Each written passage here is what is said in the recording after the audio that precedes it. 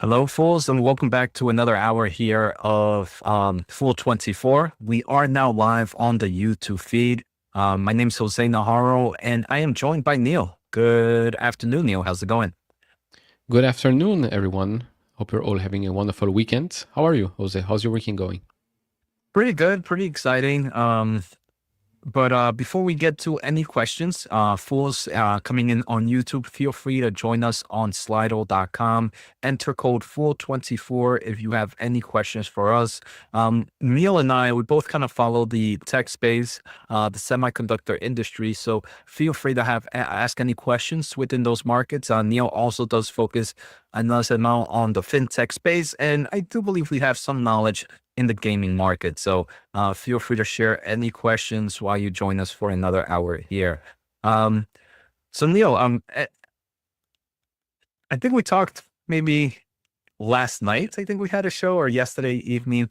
Anything interesting that might have popped up to you in the tech world, especially right now? I think the tech industry, we're seeing new news almost on a daily basis, being with artificial intelligence, autonomous driving, and so on and so forth.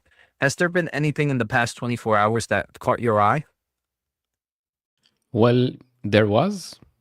For us Alphabet shareholders, maybe not the greatest news out there because I've seen that the US Department of Justice reiterated that they are requesting to break up Google, so divestiture of the Google Chrome platform.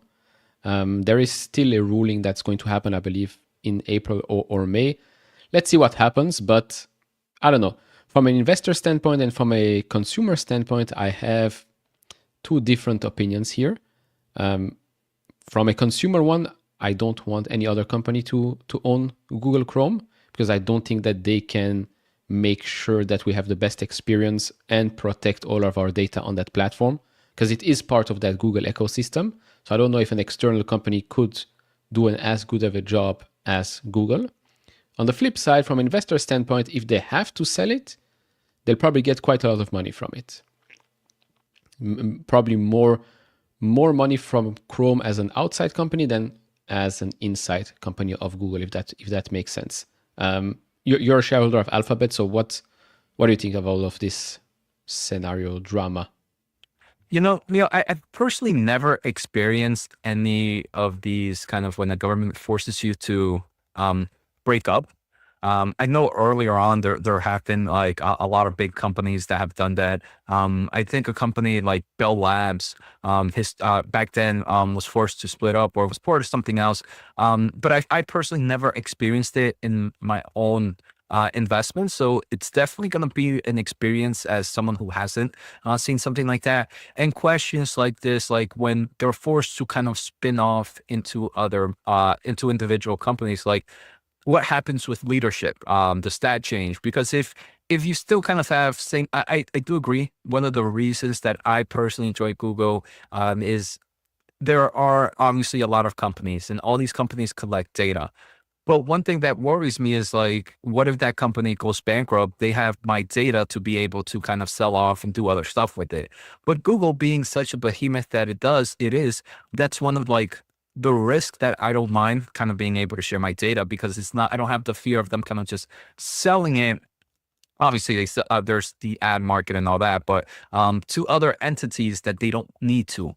So that's definitely a question and something that I'm gonna guess is also gonna be because I'm pretty sure this is gonna go through a lot of legal matters. That's definitely gonna be a topic of discussion.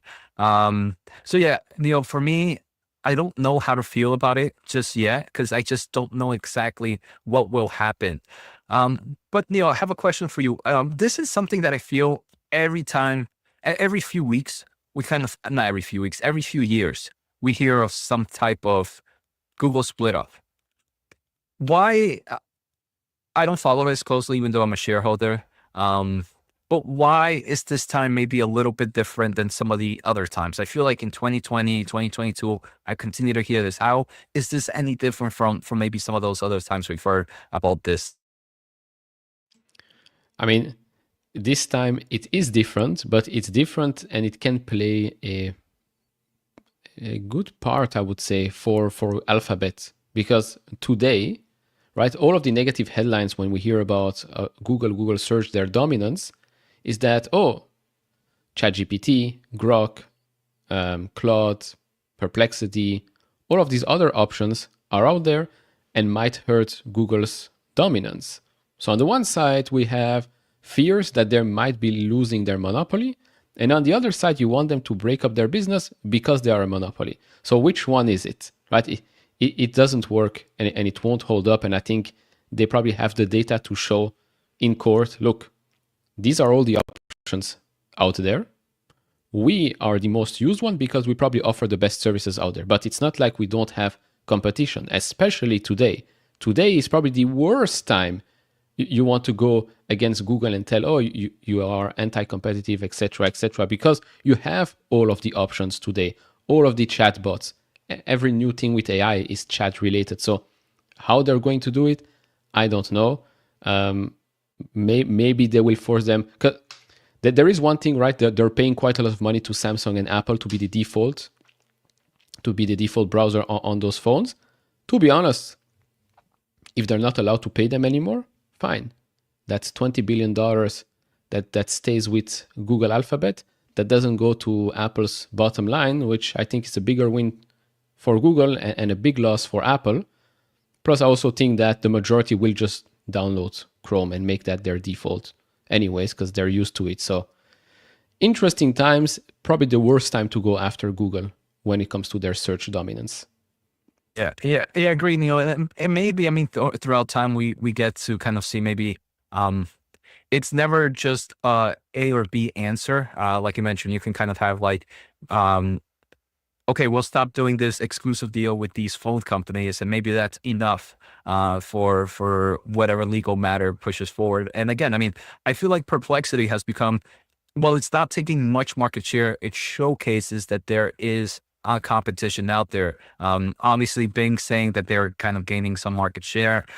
So, I mean, if I was Microsoft, I would start saying, man, Bing isn't doing that well or something like that, and maybe try to force this split up to happen. But yeah, definitely interesting times. And with technology, I agree that right now it's a little bit harder to fight that pure monopoly play in this industry. I mean, even now with things like YouTube, right, you have so many social media companies able to kind of take eyes out there. I mean, TikTok was doing it. We have other companies like Meta creating their own shorts versions as well. So you definitely have in all their markets. Maybe Maps might be the only one that I can see seeing one of the strongest of all, but everything else I can see how AI or other big tech players are somewhat of a competition. Yeah, I agree. And I mean, at the end of the day, if you want to go after them because they're anti-competitive and they're hurting the consumer, fine. But I really don't see how divesting Chrome is going to make our experience better. I think it's going to have the other effect, like a negative effect, making our experience with Chrome worse, which doesn't make sense to me. But then again, we'll see what happens in court. I think they have some good lawyers there at at Google, so we'll see. Yeah, and so yeah, that was definitely interesting, Neil. One that I noticed over the past 24 hours is there are reports, Neil, that OpenAI is really planning on pushing this $2,000 a month subscription solution, which is expected to be kind of like a PhD level. So wait, I'm not sure. Let me Google it real quick. I don't know if it's $2,000 or $20,000 per month. Either way, OpenAI. it's a lot of money. Yes. So AI subscription. Let me look at news real quick. Yeah. So OpenAI reportedly plans to charge up to $20,000 a month for specialized AI agents. So and this is, to me, Neil, what kind of gets me. So AI right now we can see is definitely pretty expensive. And I'm going to guess the reason they're charging $20,000 per month is, one, obviously it's super smart, but the reason it's super smart is it's going to be using a lot of compute. I think that's pretty much how they do their pricing. It's more kind of making sure that it's worth the amount of compute that they're giving up. So I don't know how much is the actual margins. I'm pretty sure we've heard that they're actually losing money on some of these subscriptions. So I think they're just kind of trying to at least break even or make some little bit of money on kind of the compute that they're going to have. So $20,000 a month tells me that these AI agents are crazy compute extensive. So to me, that's overall bullish for the future of compute demand. Being whoever player you follow, being Broadcom, AMD, NVIDIA, whatsoever. So it shows me that you are gonna increase the amount of compute needed. Now, the other thing is, not many people can buy $20,000 a month subscription. I think this is obviously going to be more for businesses. But then you have this bearish thesis for the AI market and compute in general, where what happens when AI gets 10 times cheaper than it is right now? Okay, so you have a $20,000 model, maybe drop down to $2,000 a model per month. Now you don't have a little bit of people that can pay for it. Now you increased your market. So you're still going to need that compute dramatically. Now, if you go from 20,000 and make AI 100 times cheaper, that's $200 a month. Again, the compute, and I think it's what we've heard a lot from a lot of these other companies when we sell DeepSeek, that if AI gets cheaper, compute is still going to be needed. Compute itself might be cheaper, but then you're just going to see an increase of that compute as well. So you're going to see more users. I mean, if this $20,000 a month becomes 200 and it can do a lot of the work that I do on the computer already, I gladly would pay a few $100s if it is there. And I'm pretty sure there are a lot of people, a lot of small businesses that could benefit with things like that as well. So, I think the bearish thesis that AI getting cheaper would be bad for compute. The more I think about it is this, and obviously we've heard about it, that paradox, I forget what it's called, Neil. But just thinking about it thinking about it right now, I think it makes even more sense that cheaper AI is actually very great for the AI market and for the compute market. Yeah, I mean, it's comparable to some fintech players, for example. They're willing to make it up through volume, right? Take a small hit, but make it up through volume. So it's the same here. Like you're going to price it a bit lower, but at least more and more folks will start using it, right? You can make $10 for, I don't know, 100 folks, or if there are 1,000 people that are using it, but they only pay $1, you're still making more money. And I think that's the way that we're going to go. Now, with OpenAI specifically, I mean, right now, probably they can charge so much because maybe the other players cannot offer the same services. But what if in the future you have multiple players that can offer the same services? Prices will come down eventually because you want to be super competitive. Like if it's AI agents for your PC, your browser, whatever, I can see a Google, for example, becoming a big player, right? If they still own Chrome, for example, having that AI agent integrated into Chrome with Gemini, that can book you multiple things, do whatever you need to do, just put a prompt in it and it does it. They can offer it for free, of course, but then you might have, okay, it's maybe anti-competitive, bundling and all of that. Okay. But OpenAI does have the advantage today that they are, let's say, if they are in the first mover advantage at the moment. I don't know how long that will last. Yeah. And I mean, I think another advantage OpenAI might have, Neo, is it's pretty similar to Google's advantage, but maybe a little bit stronger, is they have that partnership with Microsoft. And Microsoft pretty much it's Windows, right? So you kind of have even that lower level exposure where, I mean, Windows, you're able, the reason all these apps are able to work under Windows is because there's been some form of development behind it to be able to work for that type of operating system. So I think while Google has a lot of these great applications, Microsoft, and either being if they're going to do it via OpenAI or via their own thing, their real strength is, hey, look, the ability to be able to talk to various applications might actually, even if they don't own that application, might be a lot easier for Microsoft to implement than maybe your Google. So I think maybe that can also be a benefit for Apple in the future, as obviously Apple has the huge ecosystem in both the mobile business and the laptop and PC business with their Mac and whatever else they call them. So I think those two players, if AI agentic becomes very important, and it seems like it's heading that direction. They do have that strength of being the operating system of choice for a lot of consumers. Yeah, I mean, I don't know. Have you tried out Copilot on your PC? Because to be honest, I have zero use for it at the moment. Yeah, I have not, Neo. I still think AI agentic where we're at right now is not something I would want to try out too much. I know I don't know if you guys have it over in this part in that part of the world, Neo, but OpenAI has the operator where the operator is you give the task to an AI and it actually goes and tries to do it. And it does it via a cloud PC or a virtual PC, a virtual machine. And it is pretty impressive how, like, kind of seeing an AI doing all this clicking and all that. So it's going in the right direction. I think that's what I'm excited about. Is I already see the initial part of it. I'm trying to see how it innovates within the next few months. I also saw a report, maybe you saw it as well, that Microsoft is starting to look at other options that are non-OpenAI.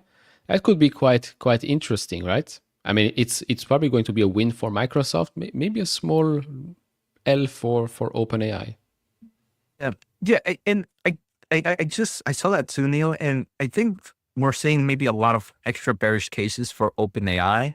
But I think one thing that we're seeing very popular now in the AI market is you have you have a AI solution, and then you have the choice of which LLM you can use. And I think that's what's going to happen is you're going to have Copilot, and then you can have Copilot choose which type of LLM it can run. Right now, I'm pretty sure it's exclusively OpenAI AI models. So I wonder if this is also another way of Microsoft saying, hey, look, if you like optionality, maybe I know that OpenAI's model is great overall, but maybe DeepSeek's model is better at selected task. I'd rather have the consumer be able to choose when they want to use the model. So maybe that might push a little bit more excitement to their Copilot initiative. Yeah, fair enough. Fair enough. Before we jump into some questions, are there any interesting companies that, because we're probably at the very end of this earnings season, are there any companies that you are looking at next week? I'll share the earnings calendar. I know we have Oracle on Monday, so probably that's one that's on your watch list. Maybe Wednesday, Adobe, UiPath, SentinelOne are probably interesting companies to look at. And then Thursday, maybe Ulta, maybe DocuSign. Maybe Ulta can give us some retail sentiment there. But other than that, anything else that you're putting on your watch list? Yeah, I think you mentioned it really well, Neil. I think Oracle on Monday is one I'm going to be really curious about. I mean, they're definitely expanding in their AI infrastructure. And it's one, Neil, that kind of has gone after all these big tech players, right? We kind of saw like the big cloud service providers go early on. And I think investors right now, if we don't hear good news every 2 weeks, it's like a bad thing about the AI market, that AI market is stopping investment. So it's about to be almost a month after, I would guess, after those big tech players. So kind of hearing from Oracle, maybe reconfirm that, hey, look, we're investing a lot in AI, which I believe they're going to continue to do. I think that might be bullish for the overall semiconductor and AI space. I mean, I don't know if you saw, Neil, Oracle earlier this week, there were reports that this is expected to, with their Stargate program, to, by the end of this year, I think, have about 64 or some crazy number of GB200 cluster being built. So that's, I want to hear, maybe that's going to be a point of discussion during the Q&A session. On Tuesday, I don't really see anything that really grabs my attention, Neil. Maybe if I wanted to, maybe Groupon, just to see how they might give you a little noise about maybe the ad spending, ad market. Maybe they might give you a little noise on the consumer space as well. I wouldn't follow it, but just somewhat curiosity there. And on Wednesday, Adobe, I'm a shareholder, so I'm going to be listening to that. UiPath, Neil, is one that I would have expected to really be doing good with this AI agentic push, but it seems like it's not. So I would love to hear maybe what they're doing on over there, where I did think the AI market for them would have been one that, because of the workflow that they might have had, it would have been like a great first mover advantage for them. Um, Sentinel-1, I don't follow, but definitely it's going to be interesting in the security space. And I don't think I have anything that would grab my attention on Thursday or Friday. Okay, no, fair enough. On Adobe, is there, other than, well, obviously the main topic is probably going to be the monetization of AI credits, right? Yeah, I think I'm just gonna continue to see what overall numbers, how they're doing. I don't want to see free cash flow be burned too much. I mean, obviously they're spending a lot in AI, but this is a company where their core product is being amplified by AI, and I want to make sure that's still the case for them, and any updates that they might give us about that. Okay, no, fair enough. Yeah, UiPath is an interesting one, because I was also thinking that now in this day and age they would be big winners, but it's been a year of struggles. I know there was a new CEO coming in. In my eyes, UiPath is like a prime example of what could be an acquisition target at the moment. At these prices, with what they have, technology wise, customer wise, I think it's a prime example of an acquisition. Whether or not that will happen, I don't know. But so far, they have been struggling, I would say. I never thought about it, as an acquisition target, but now I can see it, especially more in the private industry. Maybe I don't know exactly how well kind of their technology would be in form of like this AI agentic world. But on the top level, it seems like it could be some form of an asset. So I wonder if maybe like a private LLM player or a private AI company will want to buy them to maybe accelerate that push of AI agentic, and maybe not even in forms of technology, Neil, but maybe in forms of just a customer bridge. Because I'm gonna guess the same people that are kind of using the automatic robotic process that they have would be the first people that would sign up for some form of like AI agentic solution. So maybe more of like a customer acquisition style target might be interesting for UiPath, because they would have kind of easy sales lead if that market is really trying to push out. I agree. So, I mean, $6.7 billion in market cap for UiPath could be a good way, especially in the private market, like you said, to just grow faster, much faster. In my eyes, I mean, I think we've talked about that before. I think there is an AI bubble in the private market, not in the public one. And with all of these companies raising quite a lot of money, I think it might make sense. But then again, we'll see. I guess if they have a good quarter on Wednesday, company might be worth a bit more than that, but we shall see. All right, Neil, we got some questions here coming in. I like there's two for that we can both tackle. First, I'd like to let it ride. Jose, do you see any other parameters outside of growth expectations to help you determine when a company that you follow has an attractive valuation? Um, I look at growth expectations, Neil, a lot, and kind of like these forward PE valuations and all the other metrics, but it's not my sole, like I don't take that metric alone to determine if it's, I try to understand, are analysts correct with these expectations, right? And the only way I can do that is by kind of following the industry of, yes, I can see the revenue growth coming in for, let's say, example on NVIDIA. I see NVIDIA's revenue expecting to grow by these analysts. But the reason I expect it to grow is not because the analysts say so. I think it's because of just the overall trends that I follow. I see kind of this CapEx. So I try to see, and hopefully this makes sense later, right? I try to use the current data that I have via what we heard from earnings calls, what I'm seeing with like tech innovation, and try to use it to make sure that the analyst expectations make sense to me. If it does, then I try to follow maybe those metrics a little bit better. So I wouldn't say yes and no. Usually I just follow growth parameters, but I try to make sure that data make sense, or those metrics make sense by the data that I have with the current landscape that we're in right now. Neil, any valuations that you tend to follow when looking at kind of valuations of stocks?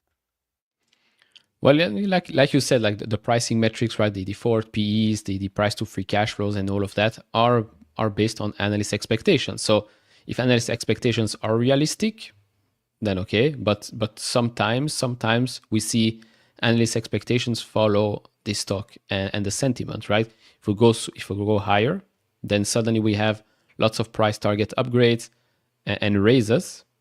But then if we go lower, but nothing really changes that much, a lot of analysts will change their price target because, well, you're going to show your clients that the difference in price target and the price that the stock is trading at right now is quite far from where we're at. So we'll have some changes there. But to me, it really depends. Sometimes I like to do reverse DCFs to see how much a company has to grow free cash flow in the next couple of years in order to justify today's price. And that might sometimes help me decide whether or not I really want to buy or add to a certain position. Seeing a PE and then looking at the 5-year mean, for example, if it's much higher or much lower, definitely helps with the decision making. And then, of course, the most important part is the company itself, right? The business, the management. Do I like what I see? Do I trust them? Yes or no? Because a low PE is fine. But if it's a low PE because it's a company that's not trustworthy, they've missed each and every quarter for the last year and a half, then I don't really care for the low PE because it's not investable to me. Yes, Neil, and you mentioned one thing there that I kind of want to re-hit. You mentioned you like to check kind of like the 5-year or whatever average on the PE ratio or forward PE ratios. And that's something that I also tend to do, Neil. I don't have like a value of PE that I enjoy, right? It's not like the PE has to be between 15 or 30. What I like to see is historically, for example, software companies that are mature, even though they make they make earnings, their PE ratios tend to be pretty high. So I understand depending on the market, maybe it's better off not to have like a value of a set value that it's a law that I must follow. It's more seeing how is this different from historical numbers. And if it is different from historical numbers, right, Neil, if it is lower, why is it lower? Is maybe revenue expectations different? If that's the case, then I'll say, okay, maybe that's why it's lower. But if revenue expectations is still pretty strong compared to maybe the average, then I'm like, okay, maybe this is looking pretty interesting. Maybe the market is thinking of it more in a short term view, where in a long-term view, it still looks like it should be able to trade at those historical averages. So I think that's what, as long-term investors, sometimes we have that ultimate edge of just not having to look at it in that short-term view, and we can look at it in a long-term window. I agree. I think I'll add an extra metric is that's the price earnings to growth ratio, the PEG ratio. I think that's a very useful one as well, because it takes into consideration the growth rates, or the expected growth rates, I should say. That's one I don't use, Neil. And Danny was actually, I did a show with Danny, Neil, a few days ago, and he talked a little bit more about that ratio. With that ratio, I know one key thing is, or from my low level of understanding, is you want it to be below 1. But again, very similar to the other ones, do you want it to kind of follow the average, or as long as it's below 1, you enjoy it? Yeah, so by definition, let's say below 1 is undervalued. Above 1 is, well, above 1 can be a lot of things. Can be above 2, can be above 3, but below 1, by the book, it's considered undervalued. So if it's below 1, I don't really mind looking. Well, it doesn't really matter if I look at the average, because if it's usually cheap, then I'll see it with the forward PEs. With the price earnings to growth ratio, if it's under 1, like I think today AMD and NVDA are under 1 as well, but believe it or not. But if it's at 2 or 3, then I start to ask some question and see what's going on there, because maybe it's just 1 year where the expected growth rates are coming down. Same with a PE, right? If you see a huge growth 1 year to the other in a PE, and then you see suddenly it normalizes, start asking questions. Like maybe the year before that, the earnings were basically going down because XYZ reasons. So you always have to investigate a little bit with these types of metrics, which is why studying the business is, in my eyes, way more important than looking at some pricing metrics. And I feel like that you get a lot more benefit from studying a business where it's obviously it takes a lot more time, right, Neil? I mean, obviously we can kind of just pull a chart really quickly, and in probably 10 minutes, look at all the metrics that we want to look at. But I just can't just look at metrics and say, you know what, this is the stock I want to buy right now. I agree. All right, Neil. Next we have, I wanted to take a question from Matt, but first, so we have two comments, one comment from Matt and one question. Let me take the comment first. Actually, it's a question. 4 minutes ago, will one of the Fool24 themes on Monday afternoon or evening be Oracle's fiscal 2025 third quarter earnings? So Matt, yes, I am going to be on. I'm not sure if it's going to be with Rachel or with Jeff on Thursday evening. Let me just pull up my calendar really quick to see what time I'll be on. But one of the topics we're going to take a closer look at. So Monday, I am going to be on at 7 to 8. So Matt, so definitely I'm going to plan on talking about their fiscal third quarter earnings. But I'm not sure if any fools before me will do that. But for sure, 7 to 8 on Monday will be discussion on Oracle's third quarter earnings. Then another one, Neil, coming in here from Matt. I'll let you take it. I'll let you take it first. Are you more bullish or bearish about the business of EA's? I've always been a fan of their Madden NFL video game products. I thought yesterday we talked a little bit about EA, but right now where EA is, are you more bullish or bearish on the company? I'd say neutral. No bullish or bearish. I did play Madden a while ago. I don't know if they came out now with a newer game or not. I don't know what's going on with that franchise, but I don't know, like we said yesterday, it's an interesting industry, but not one that we are willing to open a position in any of the stock, because currently just doesn't fit our portfolio. I am a gamer, so gaming does interest me, but just from a hobbyist standpoint, not really from an investing standpoint. I know EA, we did see that they took a little dip, or took a little hit, should I say, more recently. But it's a company with great IP, I would say. I mean, great games that sell quite well each and every year. I just don't, it doesn't excite me. I'll say that. And it's not just from the gaming industry. Plenty of stocks out there, right? Plenty of companies that you could invest in, but I rather invest in things that interest me. It makes my investing journey just way, way easier, right? I mean, you like semiconductor industries, tech companies, because you know them, you understand them. It makes your investing journey way easier. Yeah, Neil, I agree. I feel like this is more, well, I think some of these stocks or companies are ran really well in forms of returns. I think we saw last time we did it, where it's very hard for the gaming industry to outperform kind of just the overall market. And I think it's just due to the cyclicality of games. I mean, sure, you can sell a game and then you can kind of sell add-ons, but now whenever you make a new game, you still have to, obviously it might be a little bit easier for you to get a current gamer to buy the next game if they've already played your console, but you still have to sell them. Hey, look, this game is going to be really good. I think it's very hard for kind of like that reoccurring gamer. And honestly, gamers age out.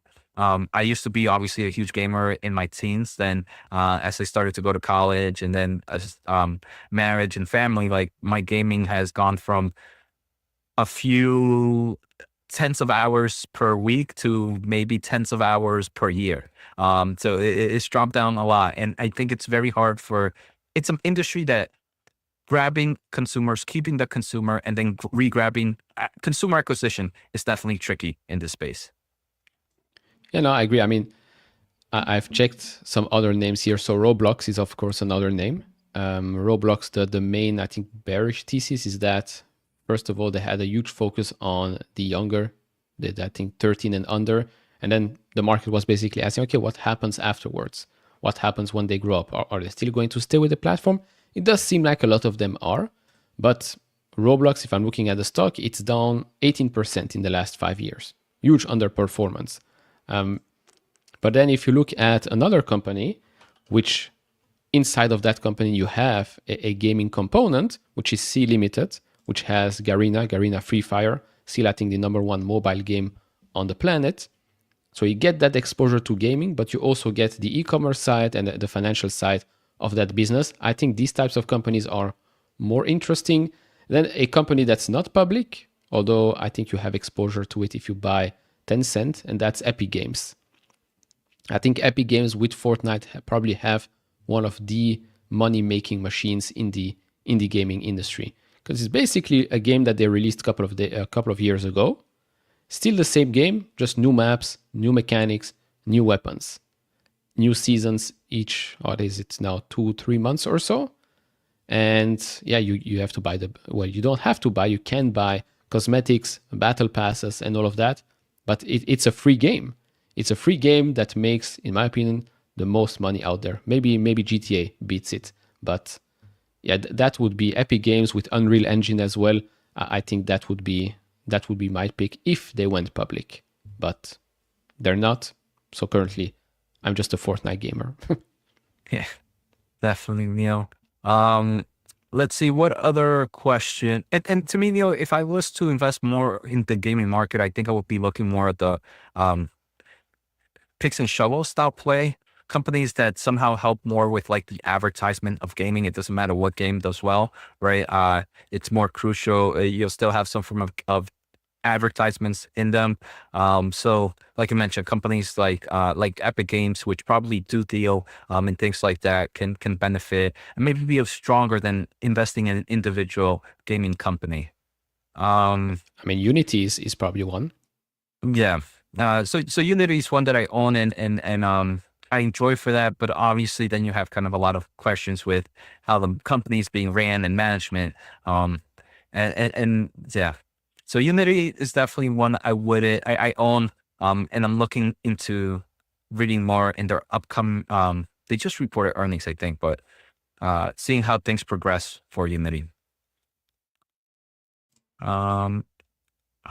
Matt, Jose, do you plan to tune into Oracle's webcast? This is about 2 minutes ago, on Monday afternoon before you appear on Fool24. Matt, yes. If not, I would at least listen to read top level of their earnings call.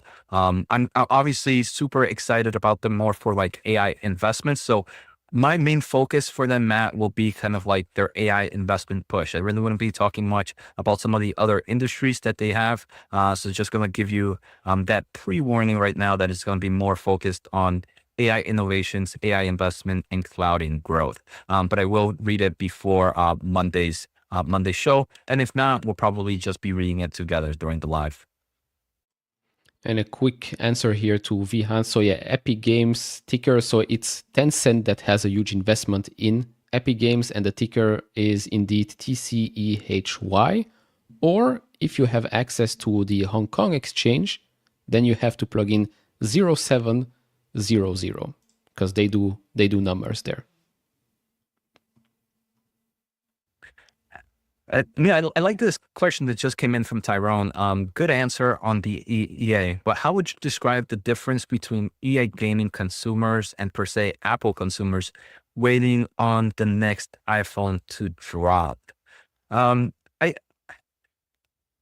would say, I think the gaming industry is a little bit, gaming customers are a little bit different, where I think in the iPhone and just the phone industry, you really only have a few limited amount of players right now. I mean, you pretty much just have your Android and your Apple. And when it comes to a product that you use almost every single hour, I'm pretty sure, or like every few minutes, you want a product that isn't going to change much from what your previous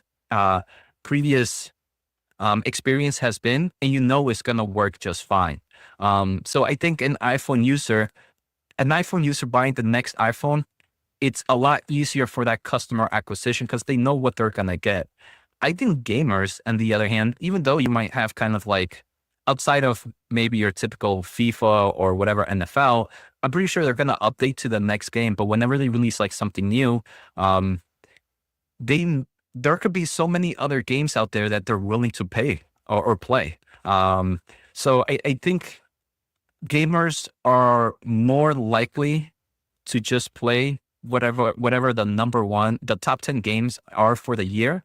They don't care who develops it. It could be EA game, it could be a Ubisoft game. I don't think there's true loyalty to the brand like there is like this true loyalty there is to the phone industry, where you're really loyal to that product and you really understand what you're gonna get with the next generation. So I think that's one of the main difference. Any thoughts there, Neo, on the difference between maybe the gamer consumer and the Apple consumer? No, I agree. I mean, and even with the iPhone, we are now seeing that, well, upgrade cycles are taking longer because why would you upgrade, right? You just paid over $1,000 for a new phone. It's the same phone, maybe different color, maybe camera is a little bit better, but it's more of a, let's call it necessity. A game is a game, basically. Like, that's a big difference. Plus, nowadays, a lot of games, very popular, the most popular games are free, right? It's free to play.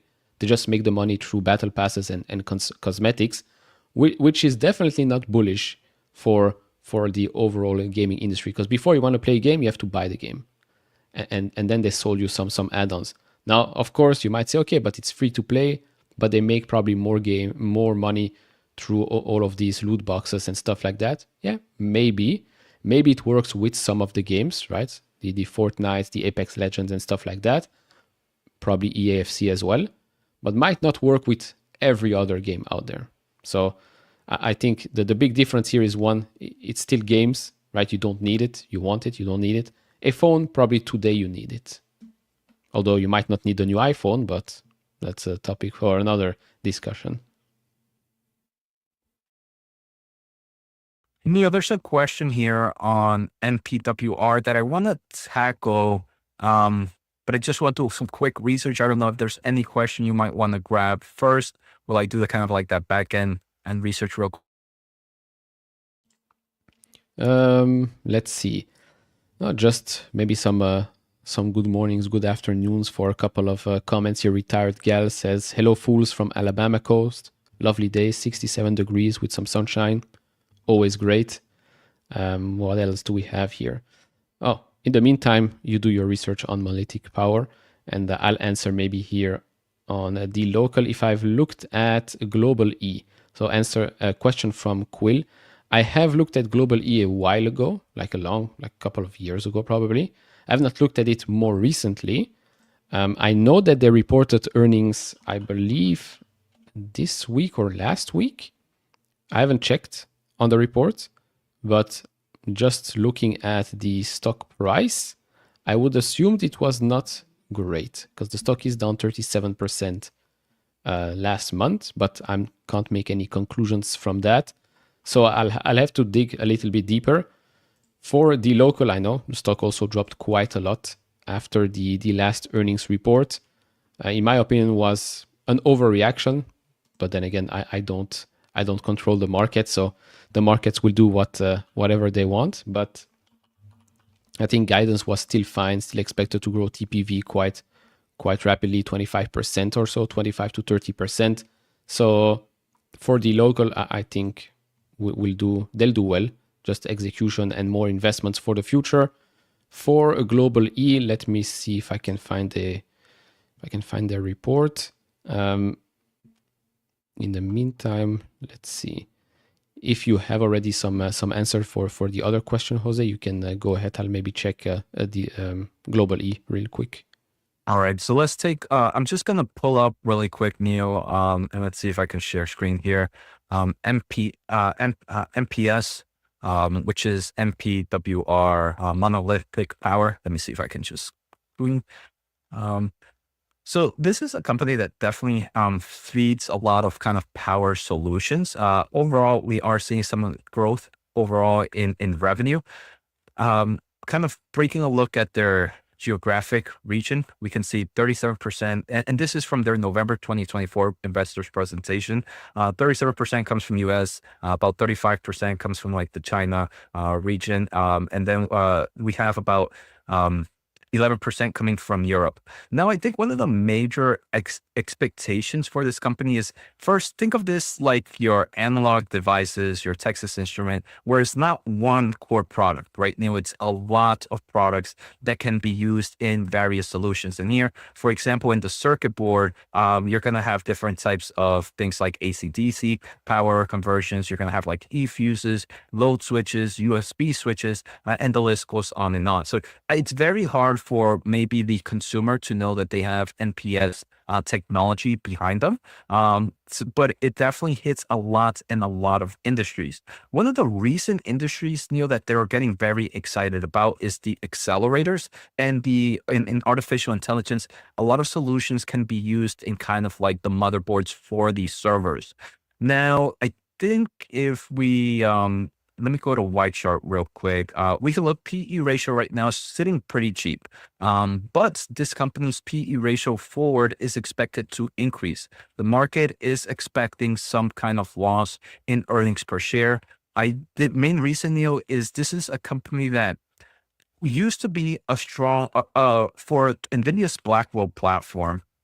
Their chips were actually used in a lot of their different solutions, but there were rumors in late October that because NVIDIA was kind of changing some things around with the B200 and the B300, that their system and solutions weren't going to be needed as much.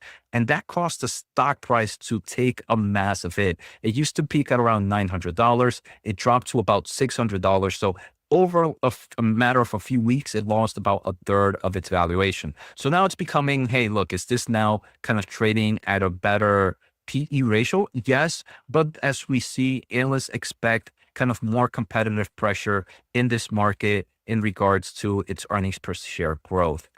So MPS is one that I personally wouldn't get into, even though they do believe they are servable. And I'm trying to find the chart here. So here, for example, from board level to power to rack level and beyond, is one of their biggest growth opportunities, as now we're kind of increasing the amount of power solutions needed in everything thanks to AI servers, where back then you only had like CPU servers, but now you kind of have your GPU AI server board as well. And here are some of the components that they have in the racks. You're also going to need more solutions. So as you continue to see more AI investments in data centers, there's that growth opportunities. They share kind of here's kind of like a CPU server board where some of their components go. You can see for the memory power, they work there. For the CPU power, they kind of showcase all the products that they have. The E-fuses, you can see them here. The point of load for via USBs or whatever type of other technologies are shown here. So they have a nice amount of servable market. Now, GPU servers, that is growing dramatically. So that's kind of their growth opportunity there. But again, I want to say their market is very competitive. While they do have great partnerships, we saw like with that NVIDIA news, it can take massive hits. So I see the growth opportunity behind it, Neil, but it's not one that I would put in my overall portfolio just because of one, competition, and changes in things like the excitement of their partnerships with NVIDIA can create a lot of volatility.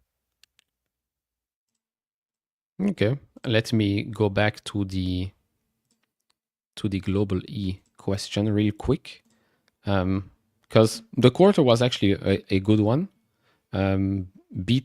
Beat across the board, beat on EPS, beat on revenue estimates as well. I mean, look, revenue increased 42% year over year, GMV growing faster than that. They expect that to continue as take rate comes down, GMV grows a bit faster, so revenue will grow a little bit slower than that.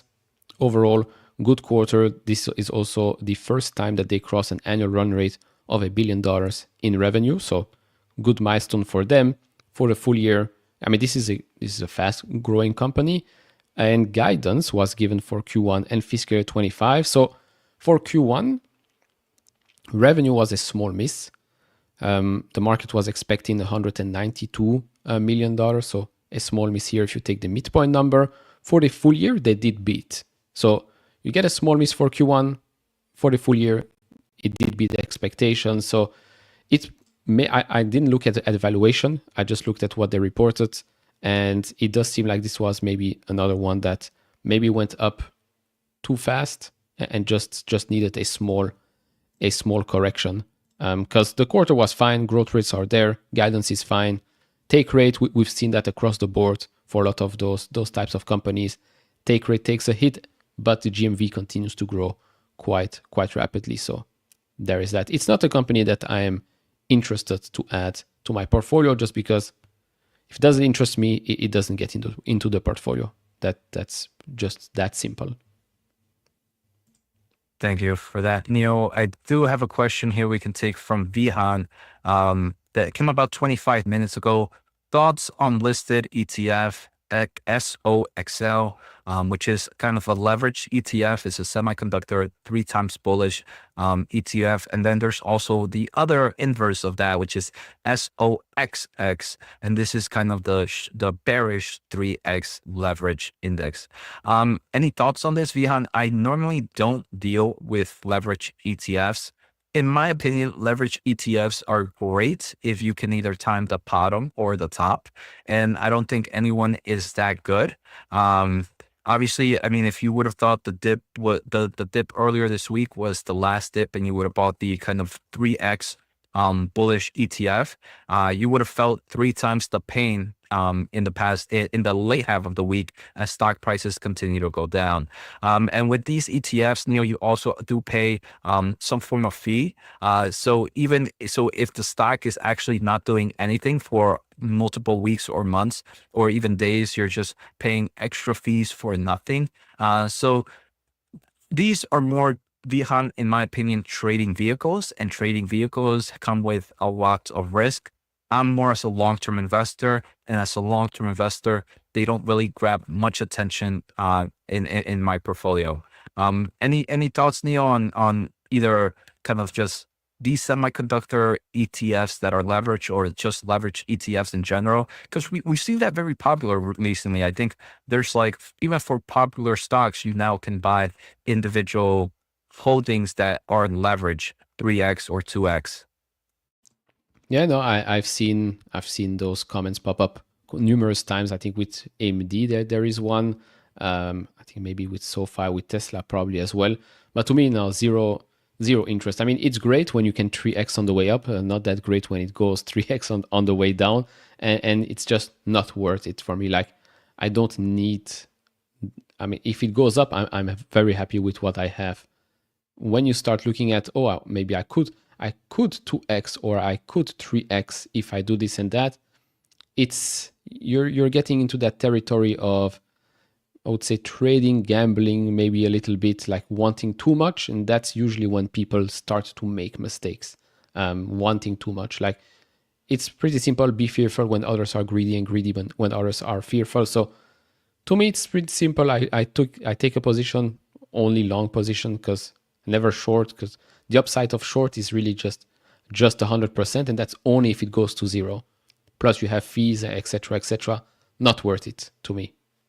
So yeah, and Neil, also with a lot of these popular companies that kind of we see these multiple leverage ETFs, or like a sector like the semiconductor market, they're right now so moving on, at least companies like NVDA and semiconductor, they're so dependent on the AI space. And the AI space innovating at the levels that it is, if you buy maybe the bearish leverage ETF because you think the market is going to keep going down and down, but in the next 24 hours, you hear that Meta or some of these other players increased their capex because they saw more growth, that short can become those stocks can rally really high. So that short takes a massive, that bearish short ETF takes a massive hit.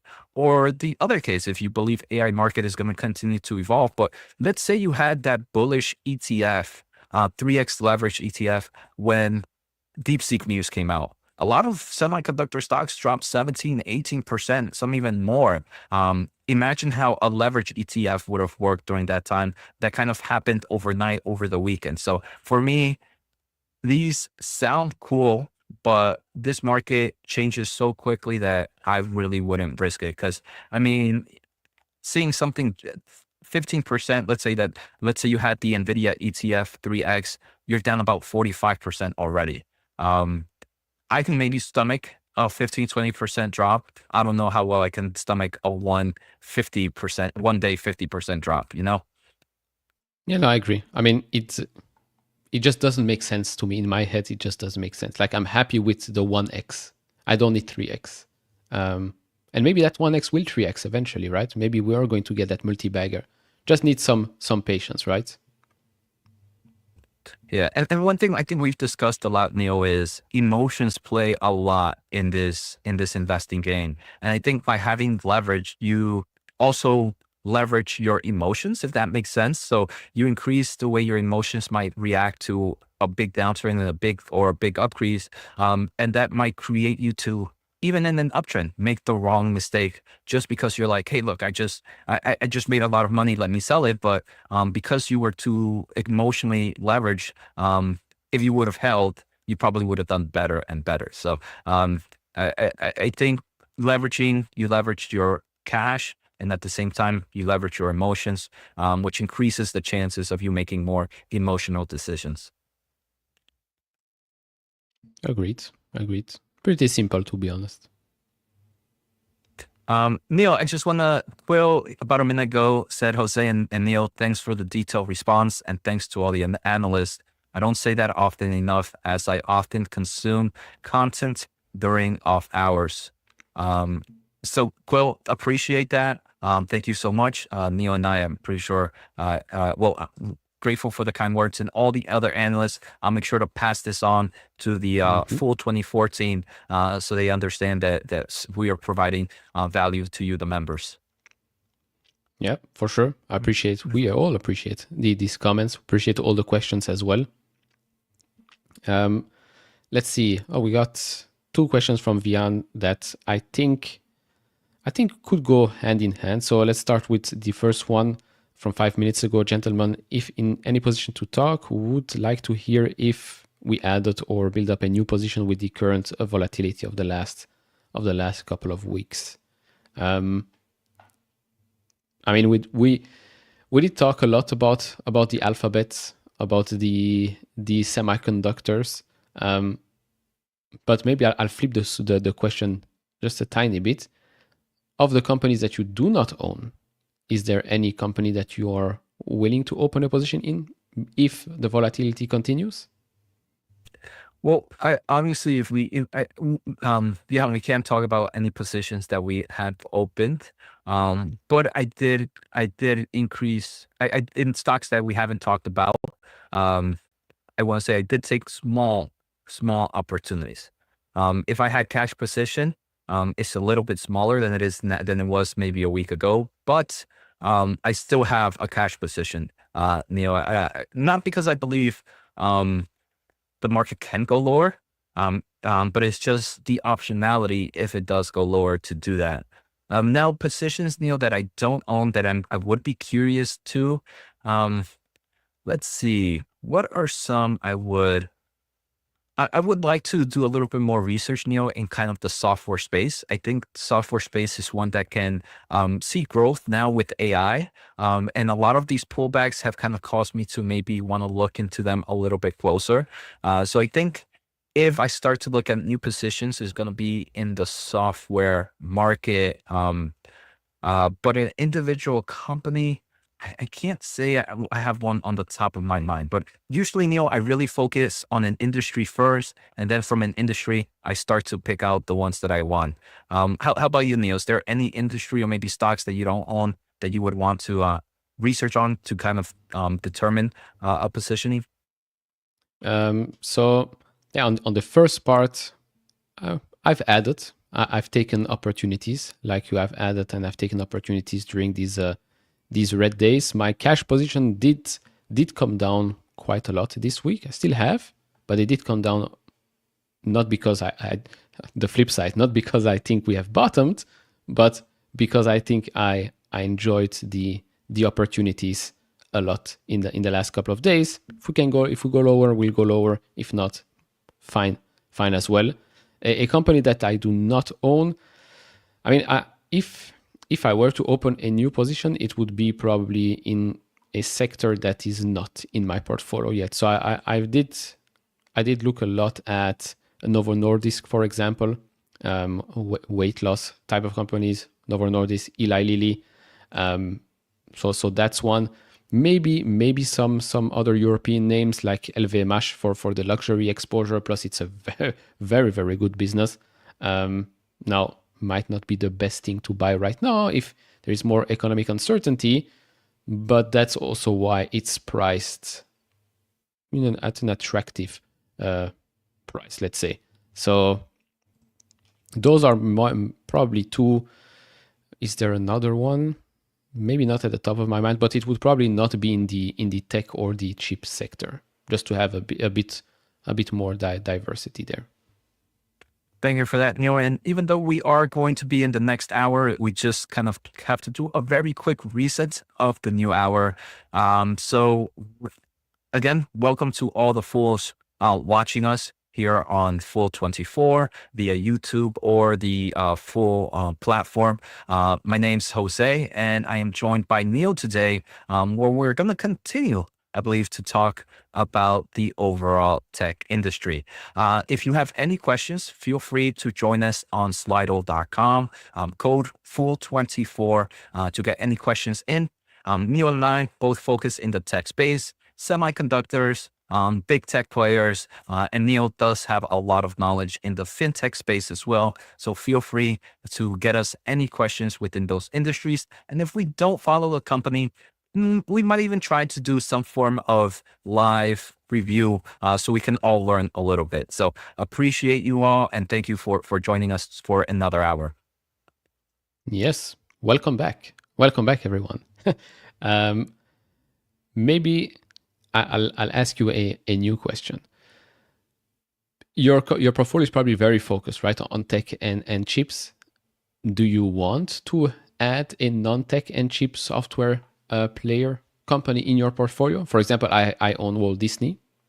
That's my boring company, let's say, although not so boring. But do you want any of these types of companies in your portfolio?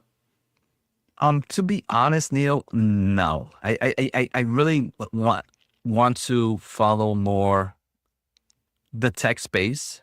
If anything, like I mentioned in the previous hour, Neil, I'm looking more at kind of like the software space. And I'm actually going to give a name, Neil, of a company that I don't own right now, but want to increase my position or want to enter. And that's going to be Synopsys, Neil, ticker SNPS. It's a kind of a powerhouse in the semiconductor space, but it's also it's dealing in the software market. So Synopsys is one that has taken quite a hit. Now, another one, Neil, that I would be somewhat curious to learning about, though, is Intuitive Surgical, ticker ISRG. I'm not familiar with this stock at all. This would be kind of like an initial thesis building or just research, not even thesis building, just the research on it. And the reason I've been curious about this industry is I've been hearing a lot from the semiconductor market, companies like NVIDIA, that healthcare is going to really push the robotics industry, and it's also going to push the healthcare industry. And Intuitive is one that, from a top level overview, with my limited knowledge that I know, Neil, hits both the healthcare and does have kind of like the robotics products to kind of hit the healthcare market. So it's one that I can see. I'm bullish in those two spaces thanks to AI. How can this one benefit even more? Because we talked about it, Neil, before, where AI is, I think, one that's going to benefit more where you have a core product and the AI can improve that core product. And it seems like, again, on the top level overview, Intuitive is one of those companies from my limited knowledge. So it's more like research time for me. No, I agree. And I appreciate you reminding me that this is also a company that I like and I've put on my watch list. It's a very, very interesting company. It has also pulled back a little bit. And now it reminded me to add another company, which is Axon Enterprises, ticker symbol AXON. That one has also pulled back a little bit. Although still on the expensive side, if it can go lower, that would be great. But that's been on my watch list for a long, long time, because this is a great company that continues to grow, continues to execute quite well. If the price is right, maybe I'll pull the trigger. Not the taser one, no pun intended. But yeah, so far it's on the watch list. Neil, there is this question coming in from Lovely Lily, and Lovely Lily mentioned about 58 minutes ago. Good morning, Lily. Sorry if we didn't respond here. But Lily wanted to know about 3 different stocks. BBAI, which is Big Bear AI, NNOX, which is Nano X Technology, and Serve Robotics.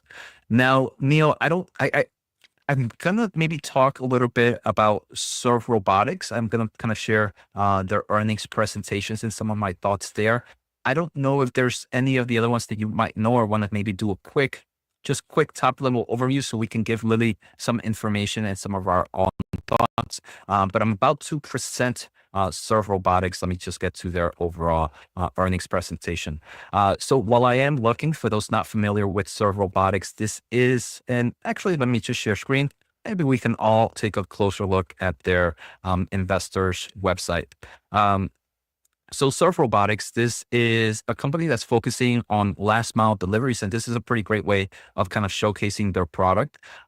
So right now, Neil, they have very limited low amount of robots. They're actually almost making no revenue per year. This year they did about 1.8 million. And let me just go to their investors. Let's go to the presentation for this year.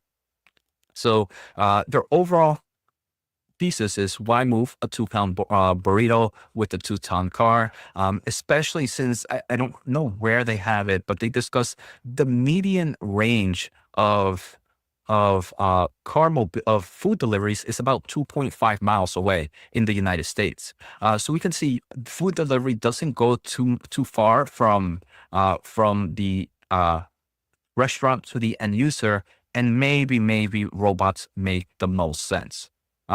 So obviously they're very, very bullish in this industry, Neil.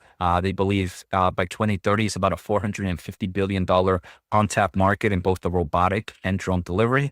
I want to say, remember, these investors just want to sound as bullish as possible. Maybe it might be 450 billion, but it might not be by 2030, maybe 2035, maybe 2040. So I would definitely not take the numbers to true value.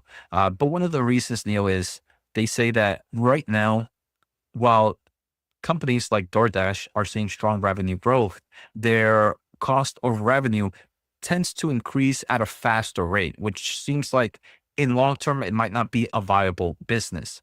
They have the contract right now is the big kind of growth opportunity for them is they have this massive contract with Uber Eats to have about 2,000 robots by the end of this of 2025. And they've mentioned, Neil, that by 2025, if they have these full robots running at full capacity and full utilization, that could be about a 60 to $80 million run rate. Now, it's important to remember they mentioned full utilization and full capacity. I don't know what that means. Does that mean that these robots have to be running 24/7? How easily is that able to do? How many people order like at 2 a.m. or 3 a.m. or 4 a.m. In the morning? So while that is the potential value that they can get per year, I think it's going to be very hard for them to kind of really see that revenue.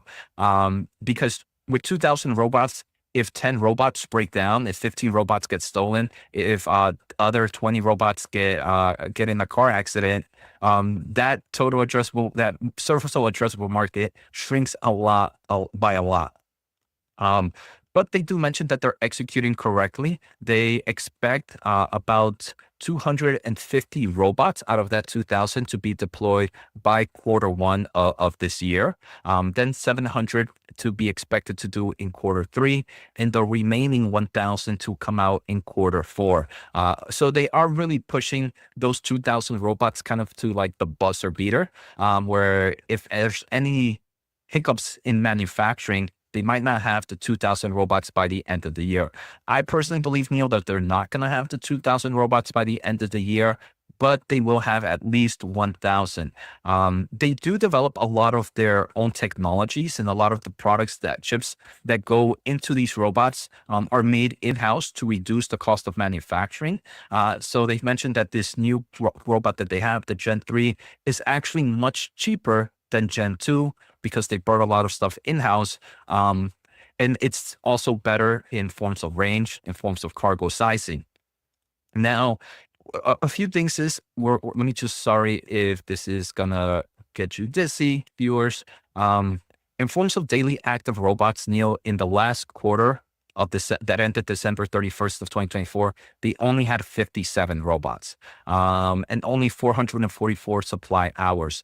This is actually less than the quarter before. Again, when you have such a small fleet, if one of those robots gets broken, gets stolen, or whatever, it can definitely impact a little bit. Revenue for this year was only 175,000. I'm gonna guess there's probably some fools that are watching here that probably make more than that per quarters. And they only made about 1.8 million per year. So it's a very, very early startup company. So this is a company, Neil, that I would say is a speculative play. I am bullish in the robotics market and what AI can do to it, but I'm also level grounded that, one, there's going to be a lot of competitors in this space. It might take a little bit longer to adapt. And we still don't know what's going to be the best business model for it, right? Is this going to be one of the best business models for it? So again, this would be more of a speculative play, maybe sub 1%. It's one that I wouldn't mind owning. I don't own, but again, if it was to enter my portfolio, it would be very, very small. Growth opportunities there, but full utilization, I don't know if that's possible for this year. Is there a reason why software services disappeared for the quarter? I'm not sure. That one was pretty interesting because they do have it for the year end. And it seems like, I don't know if they just have this, I don't, that's one part I haven't read, Neil. I wonder if they just have maybe one customer or a few customers, and their subscription, maybe like renewal only happens within limited amount of time.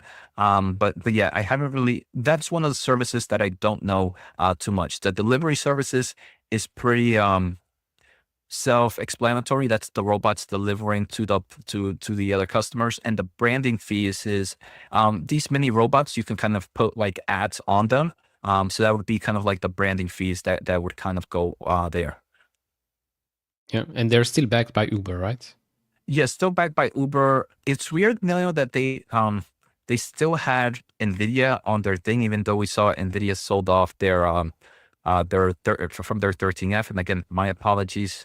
But partners and investors, so they don't have no longer largest shareholder. They just have technical partner since 2018. So I'm pretty sure NVIDIA, they use a lot of NVIDIA chips and maybe a lot of NVIDIA's software solutions to train their robots. So now I want to look back at historical charts. Maybe this says technical partner and investor. Now it just says partner. Yeah, at least Uber is still there as largest shareholder. So at least we have that as Uber shareholders. We have exposure to that company. I did have a quick look at NanoX. Unfortunately, I cannot present the whole thing as you because they did not report earnings more recently. Last time was back in November. And well, if I look at data from a couple of months ago, it's not really up to date. So what they are is they are an innovative medical imaging technology company. And more specifically, let me pull up what I wrote here on the side. They develop a commercial-grade tomographic imaging device with a digital X-ray source. To be honest, I would rather go back to the little robots that deliver my food than this one. But it's a company that, if we're being honest, is still not growing as fast as previously expected. I'll have to scroll down a little bit. It's growing year over year revenue, but not by much. Cost of revenue is increasing more. Gross loss, of course, has increased, but total operating expenses is down year on year. Although you can see here that in 2023, let me see if I can maybe zoom in a little bit. Voila. There was a goodwill impairment charge, so that affected that number, but it's still losing quite a lot of money. Shares outstanding keep on increasing year over year. It's probably an interesting product, but as an investment, I don't think it would be interesting to me. Like the risk reward is not there right now for me. So there's that. There are a lot of companies where good product does not mean good investment. A lot of companies I think shouldn't even be public, but I guess because you issued shares and employees got shares, then you eventually have to go public, because otherwise what's the point? But interesting product. I mean, this is again an outdated earnings report. The next one, I don't even know if they already March planned. 15th. March 15th? March 14th. 14th, sorry. Okay. Is when interesting. I kind of see. I don't think they've actually announced it. This is best estimate. Estimate, is yeah. expected. Yeah. So yeah, well, that's next week. So, but at the moment, as you can see, upcoming event, nothing, which is quite strange if you have to report in the next couple of weeks. But yeah.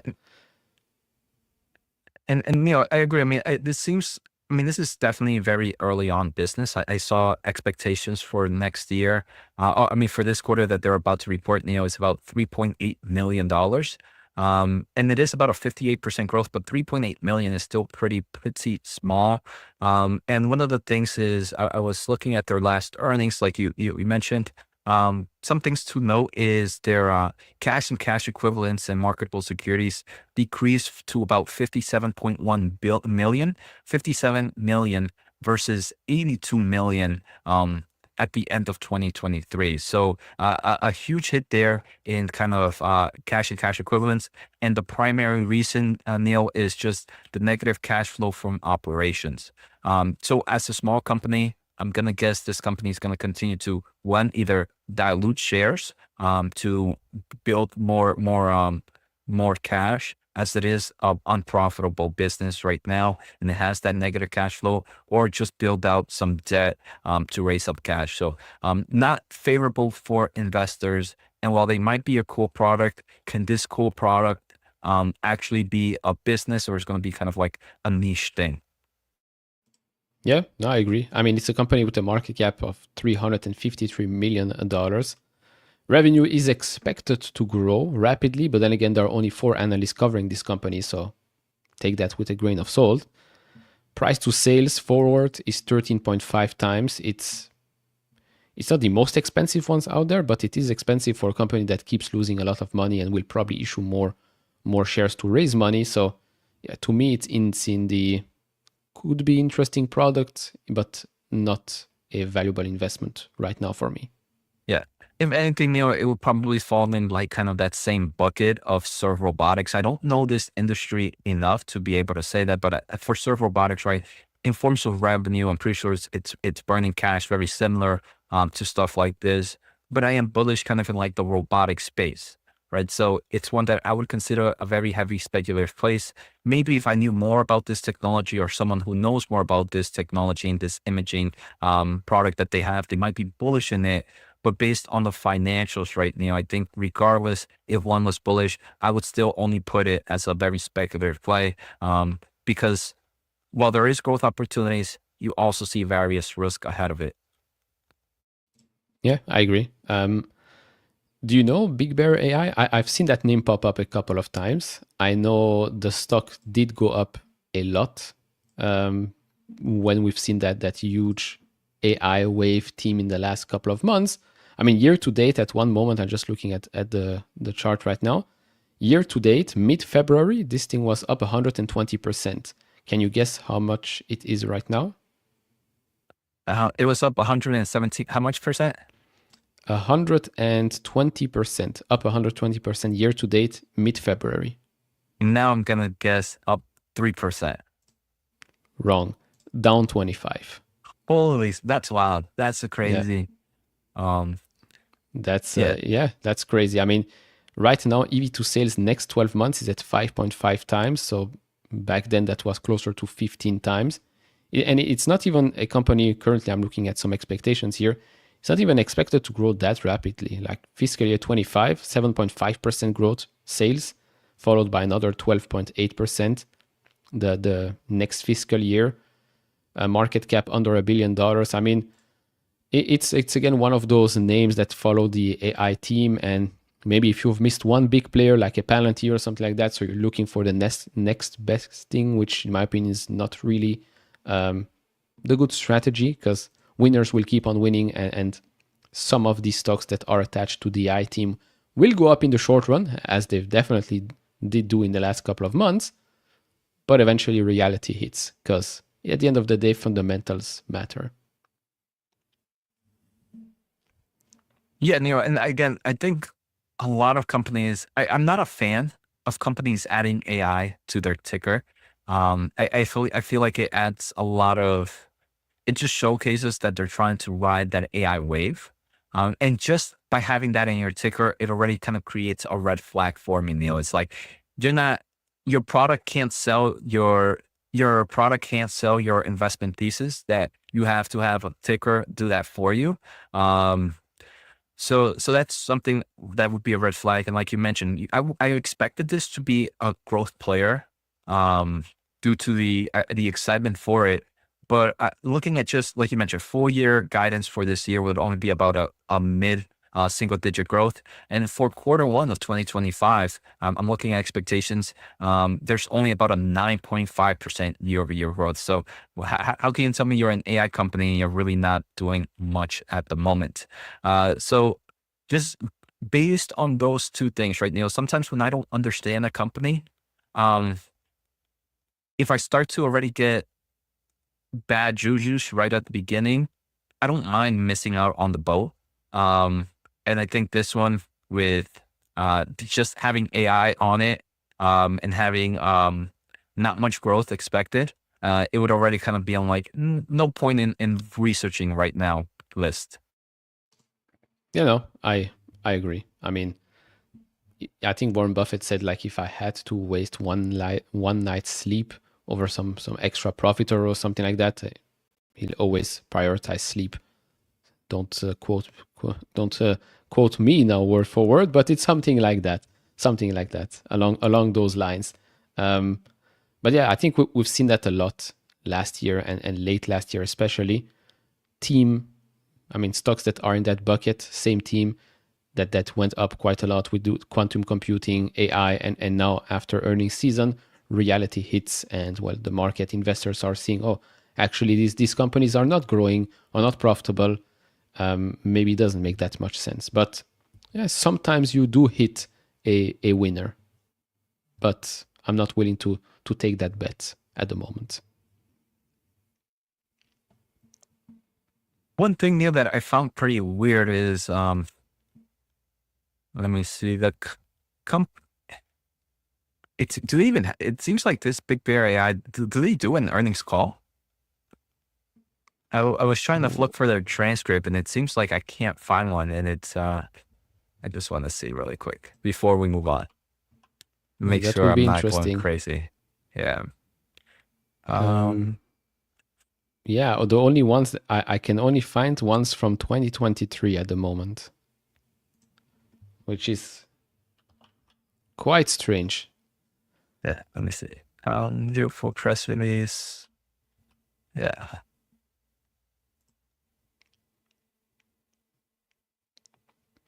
Sorry, for I'm really curious. Yeah, I mean, it seems like they didn't have an earnings call, so, but I could be wrong here. No, I'm looking. I mean, they had an earnings report the last couple of days, but I don't see transcripts, which is like an earnings call transcript, which is which is quite strange. Never seen that before. Yeah, I mean, if you're again, I don't know, but if you're, it's just in companies that put a red flag for me, if management doesn't feel comfortable sharing and just show numbers and press release, it's not something that I would like to invest in. Um, I think earnings call Neos for me are obviously great for just the report that you get, but I think for me the true wealth of earnings call are one, the Q&A session. I think those help out a lot. And I also like to hear how management discusses things. I don't know if it sounds weird. I'm trying to like human engineer them or personality engineer them, where do they sound a little bit off? Are they very excited? Are they too excited? And that sometimes plays into my investment style, which again might be weird, but I think you can tell a lot by the way a company and management answers a question and how they give out information.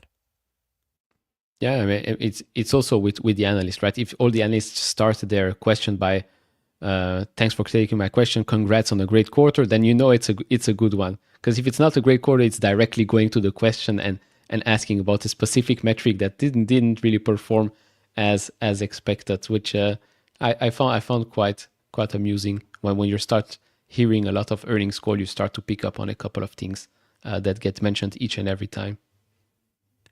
So awesome. Lily was still here, Neil. So Lily and said, thank you, Jose and Neil. I'm glad we learned a little bit about a few companies as well. So even though it might have taken a little bit longer, hopefully we provide a value to you all, the viewers, and we also learned something in the process, right, Neil?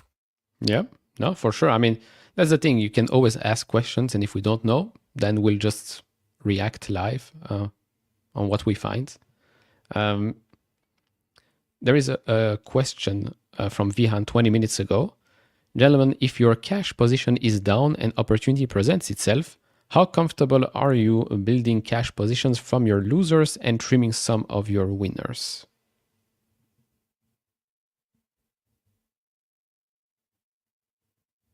At this moment, Neil, I personally wouldn't trim any of my winners. No, losers. Oh, um, building a cash position from your losers and trimming. Okay, so I do have losers in my portfolio. I'm not all winners, unfortunately. But if they're still in my portfolio, it's either you're in my portfolio because I believe you can grow. But if I think you can't grow, I'd rather just let go of you and see you some other time. I don't think I have any that I would just kind of want to trim, especially during this downturn.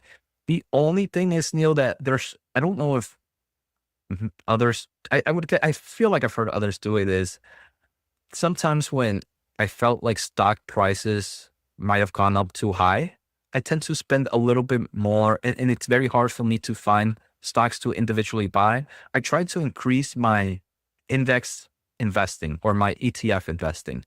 And that's something I've kind of learned from the COVID crash or kind of like that bubble we saw and then that crash after COVID. So I don't know if that's the COVID crash, but the post-COVID crash where bubbles were insane, where there was a point, Neil, where stocks were getting too high for me that I started to look for new opportunities because I felt like my old opportunities might have been too high in price.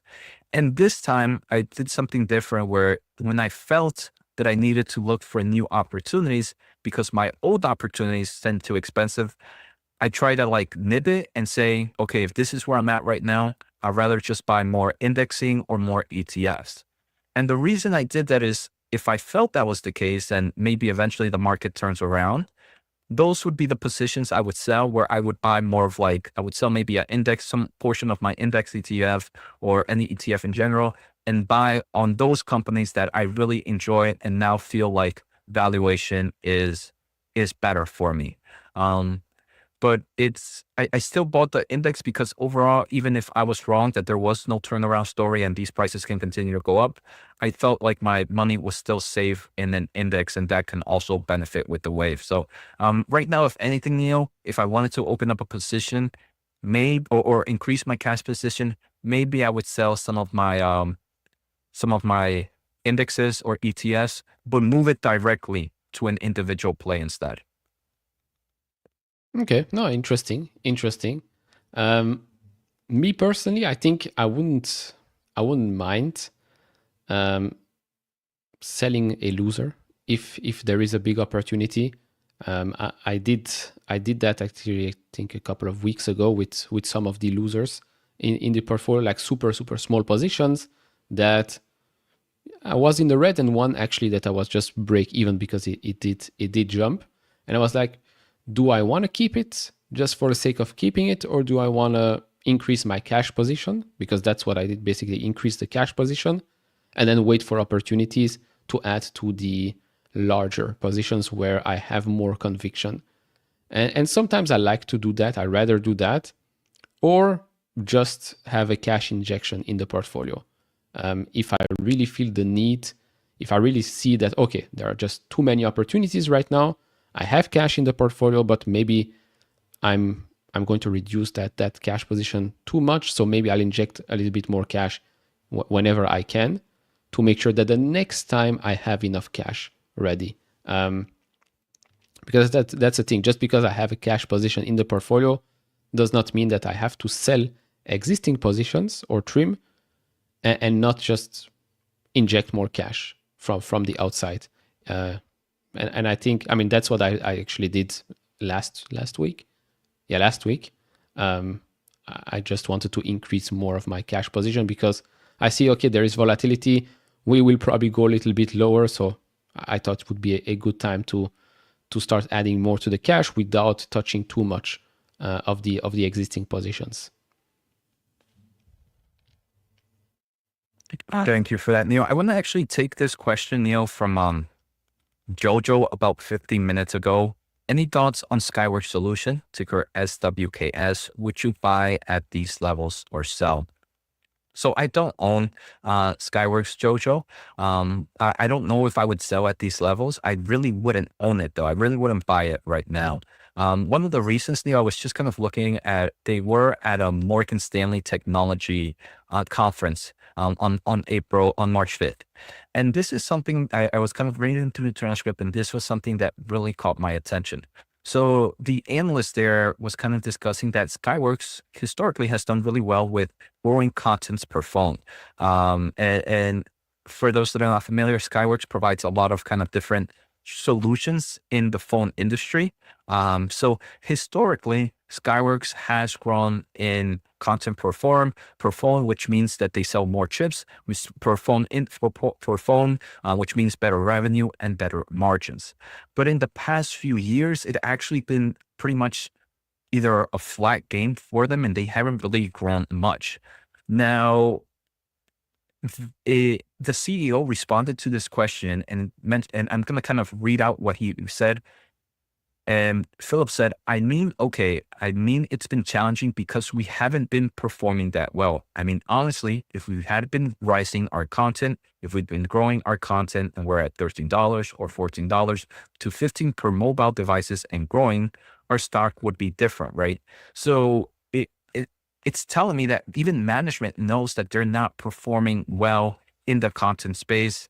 They're not growing their products there. And that weakness alone from management giving me no confidence. It's kind of telling me that the CEO knows they're doing bad. And it seems like they don't really have an answer to kind of move on forward. That right now would be a reason for me. Hey, look, this is too competitive. Even if you try to fight in it, the competition right now is pretty strong. So it's not a market I would want to invest in. Small caveat though, the mobile business has been pretty weak. Most people bought a phone in like 2020, 2021, when we kind of had this working from home, very similar to a laptop or the PCs. Working from home, you kind of had like studying from home. People were upgrading their phones as well. So there hasn't been a real refresh cycle in the phone industry. We were expecting maybe that to happen earlier this year. It seems to be taking a little bit longer. But for me, Skyworks seems to have too much competition in the space. It seems like management knows it and they really can't proactively react to it. So it's one that I would rather just stay away from. I honestly do not follow the company. So I have nothing much to add here. But there were quite a lot of conferences last week. Well, this past couple of days, I think we had Intel, we had AMD, PayPal, I believe. Yeah, PayPal had one as well. Quite a lot of interesting comments. Did you have the time to go over some of the conversations an AMD, for example? The only one I've read, Neil, were NVIDIA had a healthcare conference on Monday. So that's one that I followed. And AMD had one on Tuesday, I believe, or maybe Monday as well. So those are the only two I've read. I do have NVIDIA also had another one on Tuesday or Wednesday. Intel had one. So those are on my reading list right now. How about you, Neil? So yeah, I did take a quick look at AMD and NVIDIA. Interesting comments from both, to be honest. I mean, for Intel, it wasn't any of the co-CEOs, and for AMD, it wasn't Lisa Su either. So interesting comments. For AMD, it's again all about execution. They think they have a strong product portfolio, strong roadmap.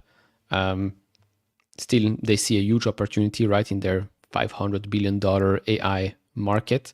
So yeah, quite exciting, to be honest. When you hear the comments that the MI400 is going to be the one that will compete with NVIDIA Rubin, when you hear that the MI350, 355 will also compete with what NVIDIA is coming out or has already right now, it's quite promising. The ZT system integration should be going well, should help them have the full solution that could really compete with what NVIDIA is having right now. And then, of course, they talked about what we've been talking in past streams about the other parts of the business that nobody seems to be interested in, but the other parts of the businesses that are going to be doing much better, right? The embedded side, I believe they said they had $14 billion in design wins. That's definitely going to help them in the future.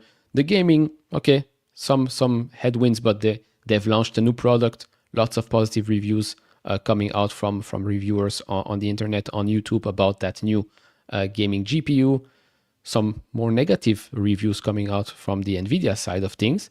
So that could definitely help them. Then with Intel, it's more of the same, right? It's all about Intel 18A, focus on product. What do the customers want? Of course, still no real CEO, just have two co-CEOs. And yeah, 18A is the focus for sure. They did say something I wrote here with regards to Foundry. So yeah, they might be looking at a different structure, right, for the future for Foundry as a subsidiary with external investors. So would be interesting because we've also heard that report that the CHIPS Act might disappear basically. So yeah, interesting comments. I think the CHIPS Act was good, but doesn't really move the needle that much. I think tax incentives move the needle more. And then with regards to Intel specifically, I think pushing some of the other companies, the Qualcomms, the Broadcoms, the Apples or whatnot, pushing them to have strategic partnerships with an Intel foundry makes more sense in my opinion. Yeah, and Mia, let me just let me share the screen here for NVIDIA. They kind of discussed this presentation, even though this presentation was discussed earlier in January. But like I mentioned, the one on Monday for NVIDIA was healthcare industry. And Neil, they believe the healthcare industry could be hundreds of $1 billion in AI factory opportunity. So the way they broke it down is, look, the healthcare industry is about a $10 trillion market. Within that $10 trillion market, $3 trillion is on spend. And here they kind of have spending in different avenues, from infrastructure, from labor, from nurses, and all types of software solutions as well.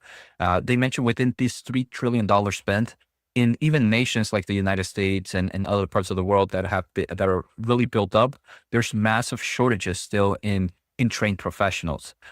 So they kind of talk a little bit in the future where a lot of these AI solutions are not really to replace much. It's more to help out the current shortages that we're seeing. So within that $3 trillion spending, they believe they can get $100 billion in AI compute.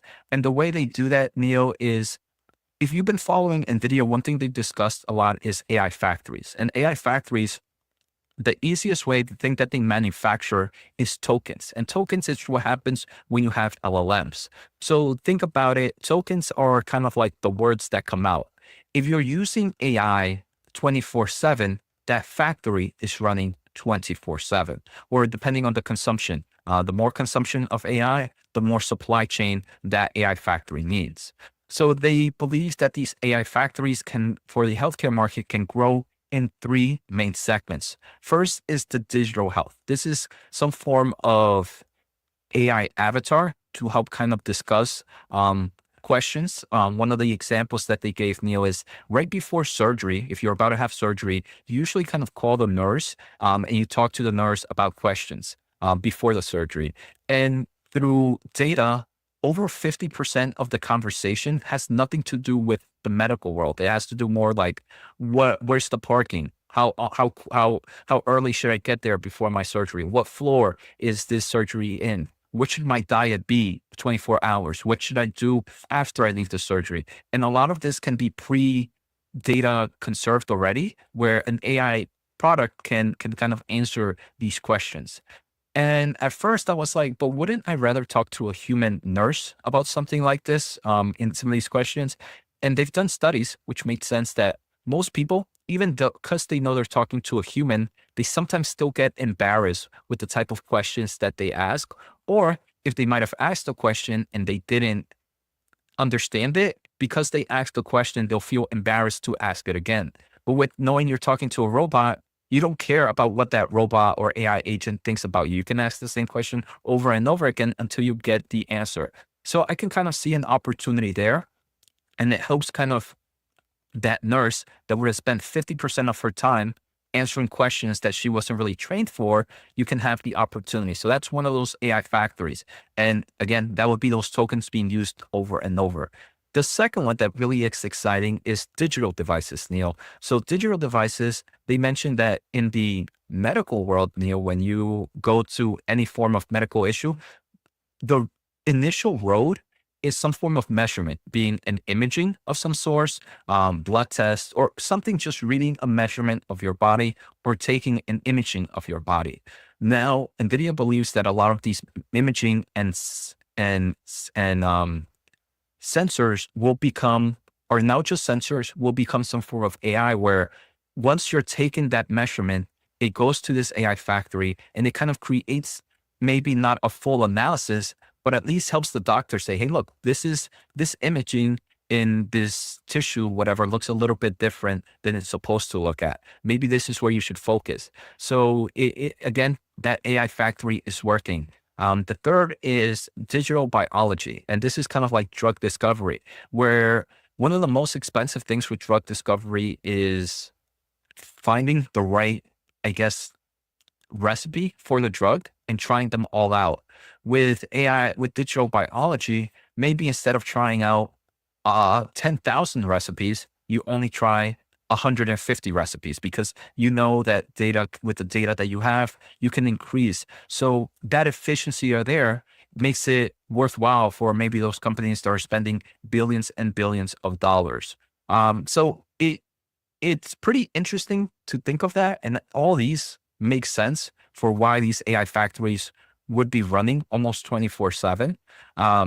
So it really kind of opened up my eyes a little bit more of how AI can push into the healthcare market. Now the question is, how quickly will the healthcare industry adopt these things? The other thing that they talk about is FAA regulations. I don't, FDA, I forget which it is. I forget the actual food drug. Yeah, FDA. Regulators, like how quickly they can adopt with this technology to make things move a little bit faster, because if they're too slow, obviously that would progress things. So there are hurdles like consumer adoption, professional adoptions, and then just regulators adoption that can definitely halt this progress. But I can see definitely a $3 trillion in spending. If you can tell me I can save a lot of money by just doing 100 billion in annual spending, that is a huge market opportunity. Yeah, no, I agree. I think especially the healthcare sector AI will help it make it much better while also spending less eventually. And especially if you go back down to one of the three segments that you talked about, the digital biology one, the drug discovery. I mean, when you think of it, right, when you go to CVS or whatever, like how many products do you see for one specific thing? Like for a flu, 100 products. Do the 100 products address the same issue? Yes or no? I don't know. It's a whole also a marketing thing in the healthcare industry, unfortunately, in the pharma industry. So with digital biology, drug discovery, you can also target specific issues for specific people that have different types of DNA sequencing and whatnot. And I think that would definitely help a lot of people because eventually that's the goal, right? Usually that's the goal in the healthcare market. Hopefully, right? Yeah, right. It's to make sure that people stay healthy or recover in the right way. And I think AI should definitely help with that, help that sector, make sure that it's more comfortable, spending less costly, more accessible to a lot of if not all of the people. But like you said, I think it's also an industry that moves very, very slowly. Yeah. So yeah, that was a fun presentation, Neil. And this is why I think as an investor, sometimes you can get a lot of information outside of the earnings call because NVIDIA, right, won't really talk too much about the healthcare industry. But at least here in some of these conferences are market specific. Like I mentioned, the NVIDIA's on Monday, they were at a health conference. So obviously they're just going to talk about the healthcare industry. And throughout the year, Neil, you have a lot of these conferences where they focus about networking, cybersecurity, or whatever. So you get to hear a little bit more of what some of these big players are working off. And then again, maybe you might not want to own NVIDIA, but you are bullish in the healthcare space. You might know a company that you might know a company that works in that industry that can benefit from this overall trend. So like digital devices, this is why an episode ago, I kind of talked a little bit more about ISRG because I can kind of see that in play here with AI innovation. Yeah, no, I agree. I think Alphabet is also a big player there. I think they have one of their AI plays in the healthcare space. I think AlphaFold, if I remember correctly, is one of the solutions that they've been working on. So definitely exciting times ahead. Is there a question that you want to tackle? There is one question, unfortunately, I cannot answer. All right, Neil. Then let's see. Neil, do you? I don't have any stocks here that I can talk that I know too much about. Let's see Vihan's question. So Vihan, gentlemen, how does flavors of stocks, high growth, no dividend, and high yield dividend, slow growth, play into your investment goals? So Neil, right? There's different types of companies. They all own. Some might be growth players. Some might be others. How do they play a role in when kind of building an overall portfolio in your portfolio allocation? Yeah, for sure. I mean, me, still considered quite young at 30 years old. I am definitely going for the higher growth ones. Some of them are paying me a dividend, right? The Alphabet, the Metas, they are now paying a dividend. Maybe more companies will do so in the future. But dividend is definitely not something I'm focused on at the moment. I rather companies, if they have the cash, buy back more shares, just increase the share buybacks. Me as an investor, I find that much better. But yeah, currently I only focus on higher growth companies, and that's it.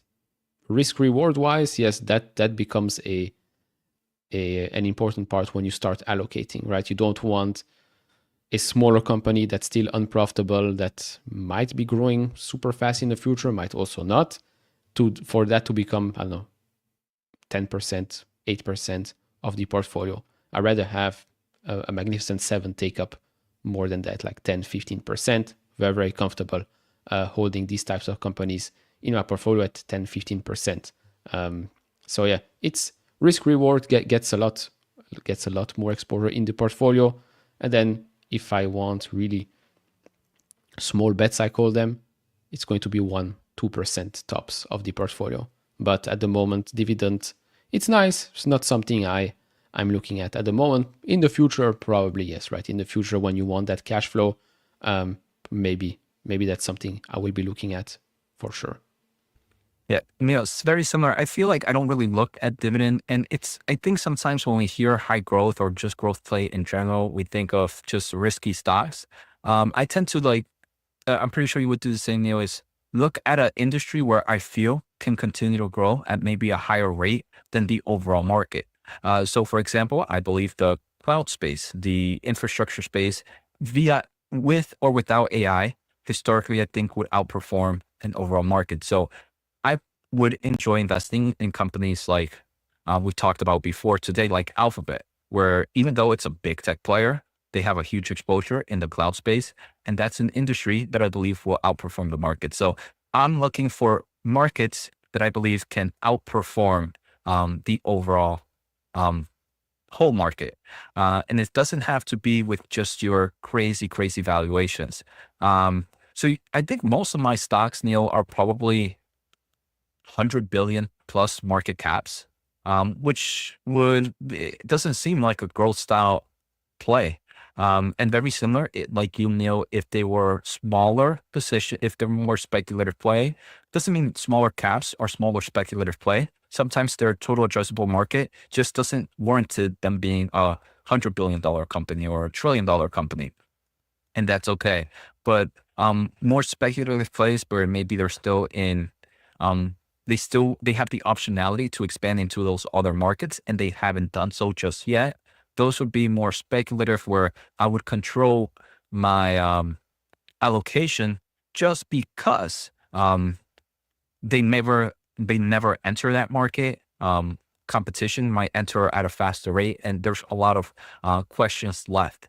And just like uncertainty is something the market hates, uncertainties for me is something that makes me reduce that, not reduce, but controls that portfolio allocation.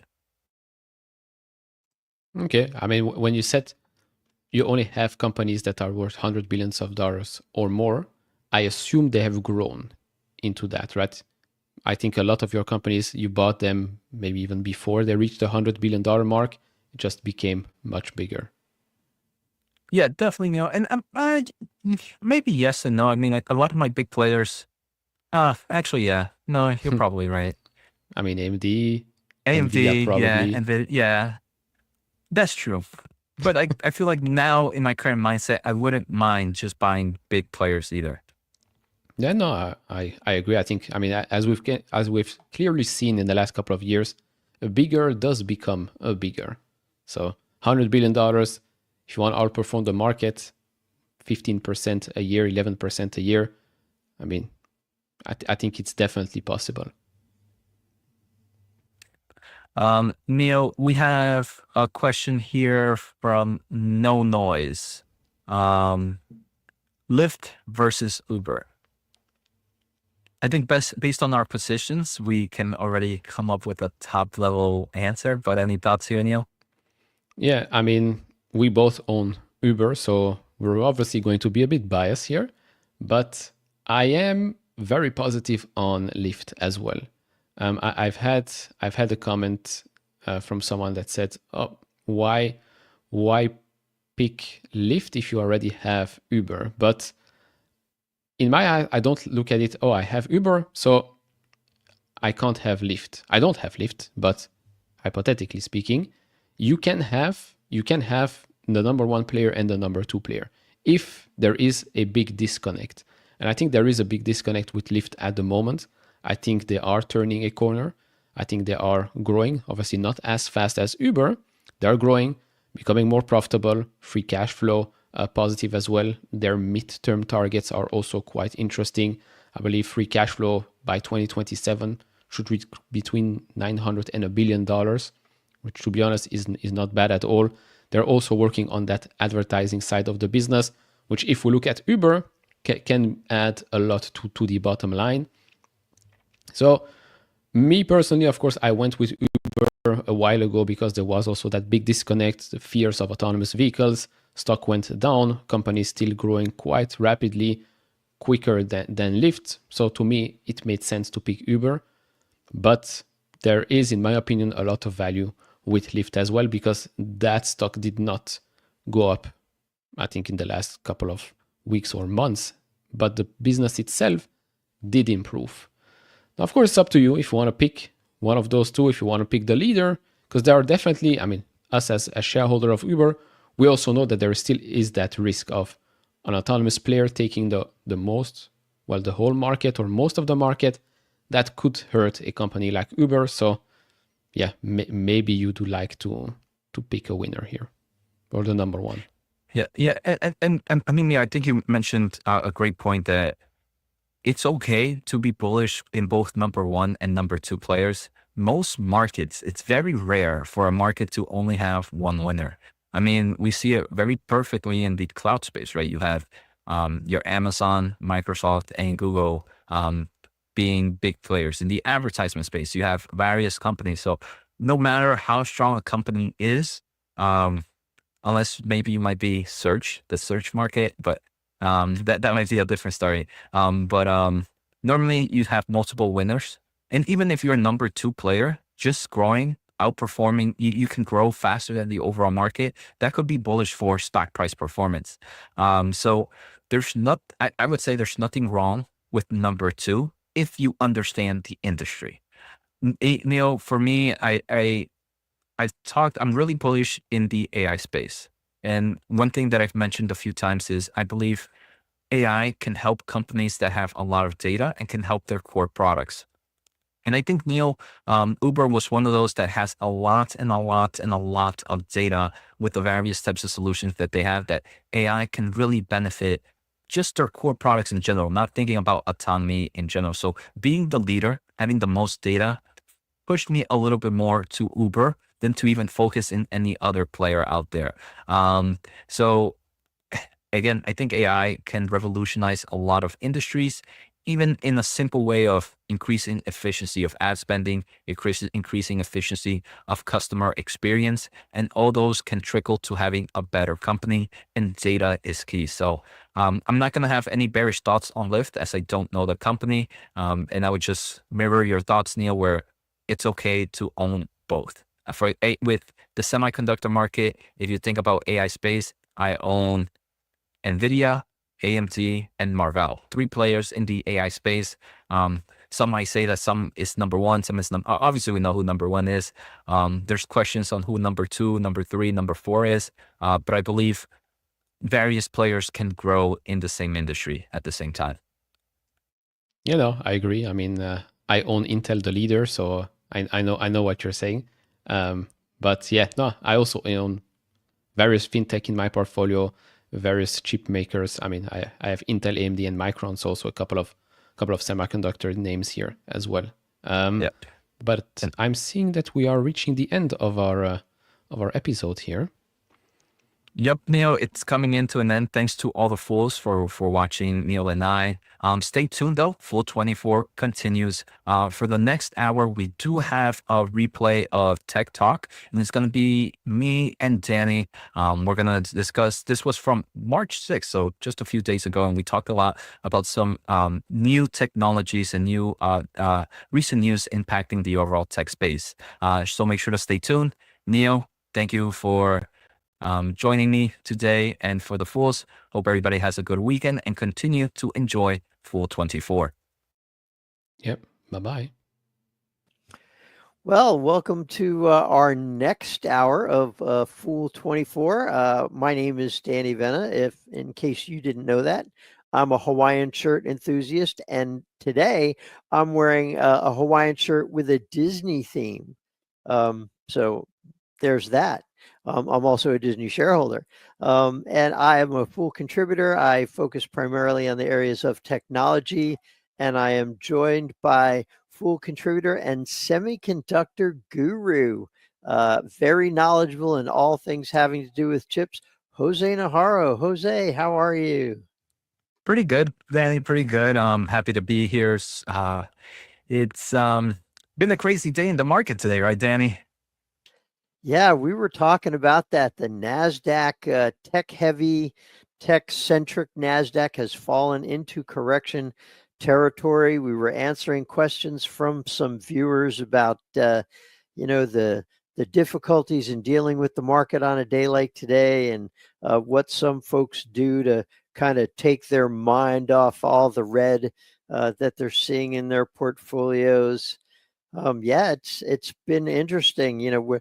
I think some investors are getting whiplash from the on again, off again tariffs. Uh, First, we're getting 25% tariffs on Canada and Mexico, and then we're getting a 1 month reprieve. And boy, the market dislikes uncertainty, and it sure got a big dose of that today, didn't they? Yeah, Danny, and I mean, like you mentioned, some markets are getting in corrections, and for me, unfortunately, Danny, the semiconductor market. I was just kind of looking at a semiconductor ETF ticker SOXX. From its peak a year ago, they're down over 20%. So, semiconductor market stocks are definitely seeing a bit of a lot more pain than maybe the rest of the industry. But I don't know, Dan. Even though it's red, it gets me excited. There are some companies that um, I never thought I would want to own just because of valuations, and now they're looking a lot more attractive for me. So as a long-term investor, especially one that has many years, I think that's also important to understand, right? That there might be viewers that might have a shorter time frame, maybe due to retirement coming soon. So I'm not going to say it's awesome for everybody, but for someone in the shoes where I feel like I have a lot of years with this, days like today, it just gets me excited to try to find some of the companies that I really want to add to. Yeah, it's interesting you mentioned semiconductors because two of the one of the two stocks that I threw in there as placeholders for us to talk about are both down significantly just in recent days. Yeah, we have NVDA stock, which is certainly a chip maker, and that stock is currently down 26% off its peak. And this is one of the companies who's, has historically had a high valuation. I went back to look and see what exactly it was that NVIDIA's valuation in terms of its, trailing 12-month PE ratio. And so this is a stock that has had its PE as high as 247 over the past 3 years, and as low as 37 over the past 3 years. Now, right now, its average PE ratio is 81. So, right now, the fact that, I think NVIDIA is probably one of those companies that is starting to look intriguing.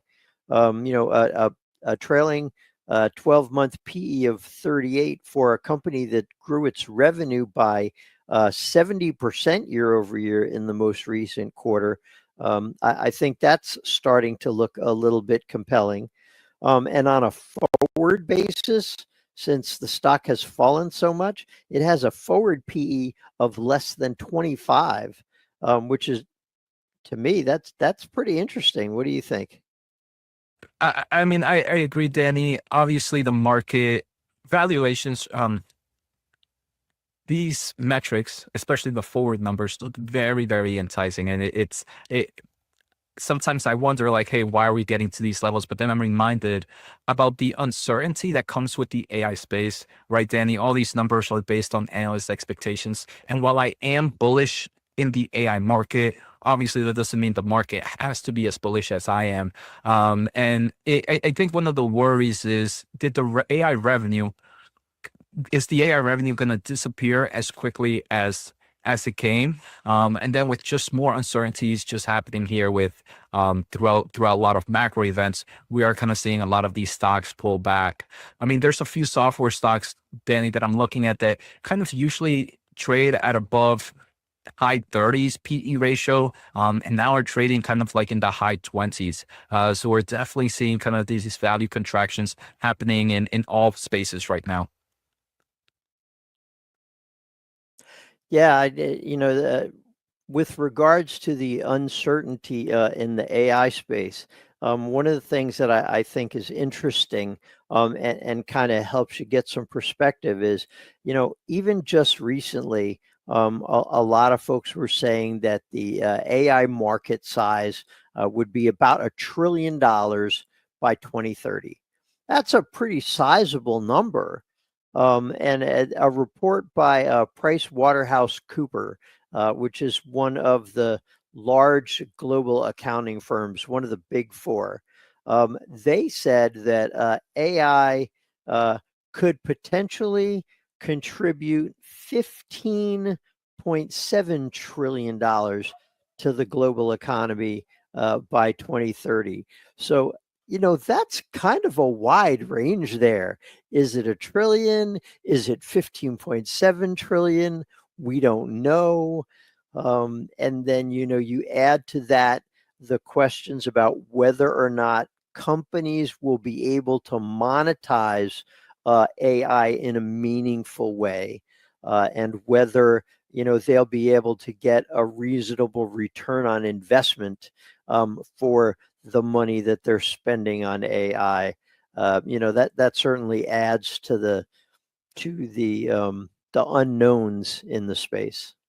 Yeah, I mean, because luckily right now, Danny, at least we're seeing that the cloud companies are making money out of this AI demand, as there's a lot of companies creating AI applications, but then those applications eventually also have to kind of end up making money for these app players, because if not, then you're going to start to see maybe a slowdown in software development. Overall, I do believe as AI gets cheaper, we're going to see even more apps being developed, and we're going to see more use cases and more monetization available for even the app developers. And one thing, Danny, I was just listening to a healthcare conference that happened, I believe it was this Monday or Tuesday. And NVIDIA was actually part of it. And they talked about the healthcare market, where right now the healthcare market is about a $10 trillion market.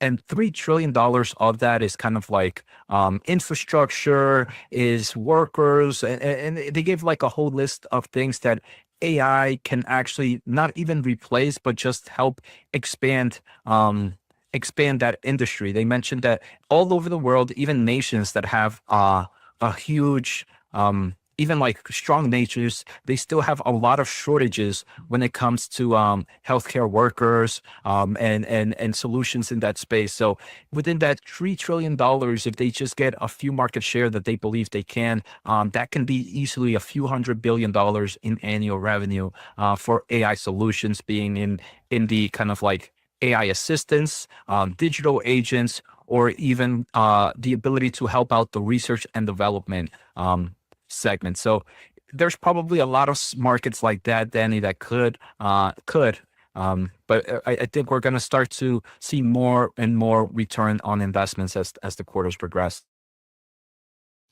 Yeah, it's interesting. You were talking about the healthcare field, and one of the things that I found most fascinating in terms of an AI application in the healthcare field is that there has been a shortage of radiologists that had the ability to read these the X-rays and the MRIs and the CAT scans, and so what they've done is they have trained a number of these AI models by having them, go over a lot of medical records and looking at a lot of these images. And one of the things that they can do now is they can use AI to screen these medical images and basically provide an overview for the radiologist when they go look at it, it can point out areas where, you know, there might be something suspect in the image for the radiologist to focus on, and that has the ability to speed up the amount of, or decrease the amount of time that it takes for the radiologist to spend, you know, on these images, and helps with the fact that they don't have enough, you know, workers in the field right now. So I think these are the kind of the use cases where if, you know, AI can help with a shortage in a particular field, you know, that's certainly something that, you know, the folks that work in that field are going to look at to help alleviate those shortages. Yeah, and then actually in that conference that I was listening to, they talk a lot about this, where most of the journey of any patient starts with some form of measurement. That measurement could be an imaging, like just how you mentioned, Danny. So various things from blood measurements, whatever being, whatever you're trying to measure. And there's so many sensors around the medical world right now that NVIDIA, hopeful as they are, obviously, they're going to be extremely more bullish in the AI market. But they mentioned that they believe a world will come where all these sensors will eventually have some form of AI integrated into them, where they do just that, what you mentioned, Danny, where they don't replace the doctor at all, but now they help kind of speed up the process where the doctor doesn't have to start from point zero anymore. He can start from like 0.50. That now the AI can show, hey, look, there's actually been this change in the reading in this segment, or this imaging looks pretty comparable to maybe this kind of sickness. So it at least improves the efficiency of the time for the doctor. And I do believe that's going to be the case, where a lot of these measurement systems will have some form of AI system integrated into them.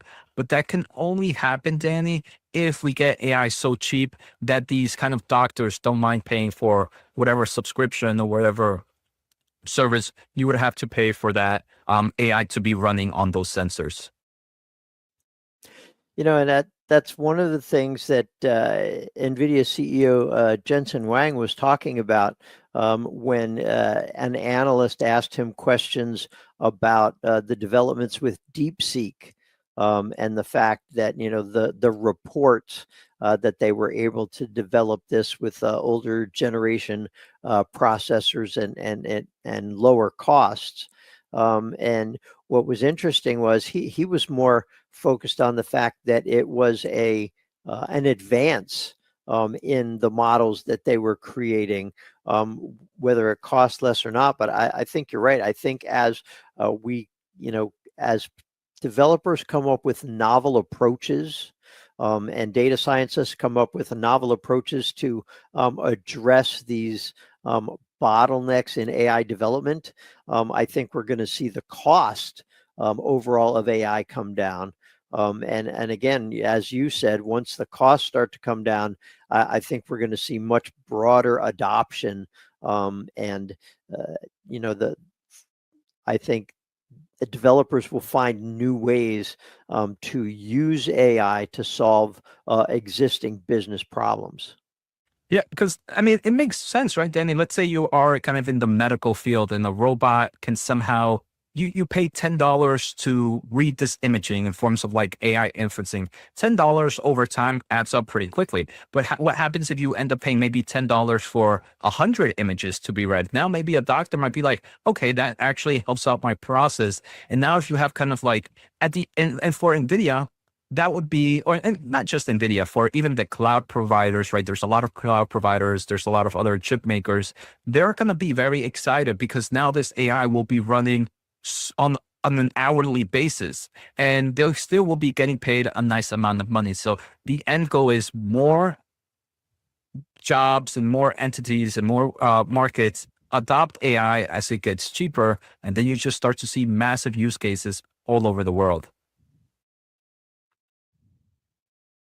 Yeah, I think you know, one of the things that I have found fascinating, and one of the reasons I've become, you know, such a bull with Palantir, ticker PLTR, is, their approach. I mean, they've been doing AI for 2 decades now in some form or another.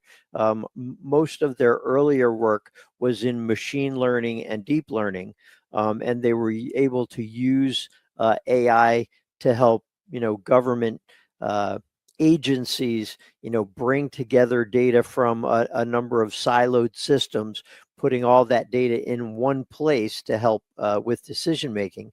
But I was really fascinated by how quickly they were able to pivot and come up with a generative AI solution. And I love I've probably talked about this before, but I love the example that they use. There's a video that you can go see online where they say, okay, you are in a business that has a lot of deliveries, you've got fulfillment centers, you've got manufacturing and production, and there's a hurricane coming. And what it does is they say, okay, the hurricane is supposed to hit at this time. It's got, this level of winds, and they can ask the system, what production should we, speed up or slow down? When do we stop production in order to, shut down the systems in advance of the hurricane? Where can we ship our products? Can we use the systems that we have now? Can we, speed up processing so we can get these products out the door ahead of the hurricane? Can we shift the shipments from one fulfillment center to another fulfillment center, so that our high value customers can still get their products on time? Which ones can we delay until after the hurricane passes? And so, what do we do with our employees, and which employees can we send home now, and which ones can we keep until the last minute? And so there's a lot of value that they can get from the system once the system is in place, that it really provides a great return on investment from the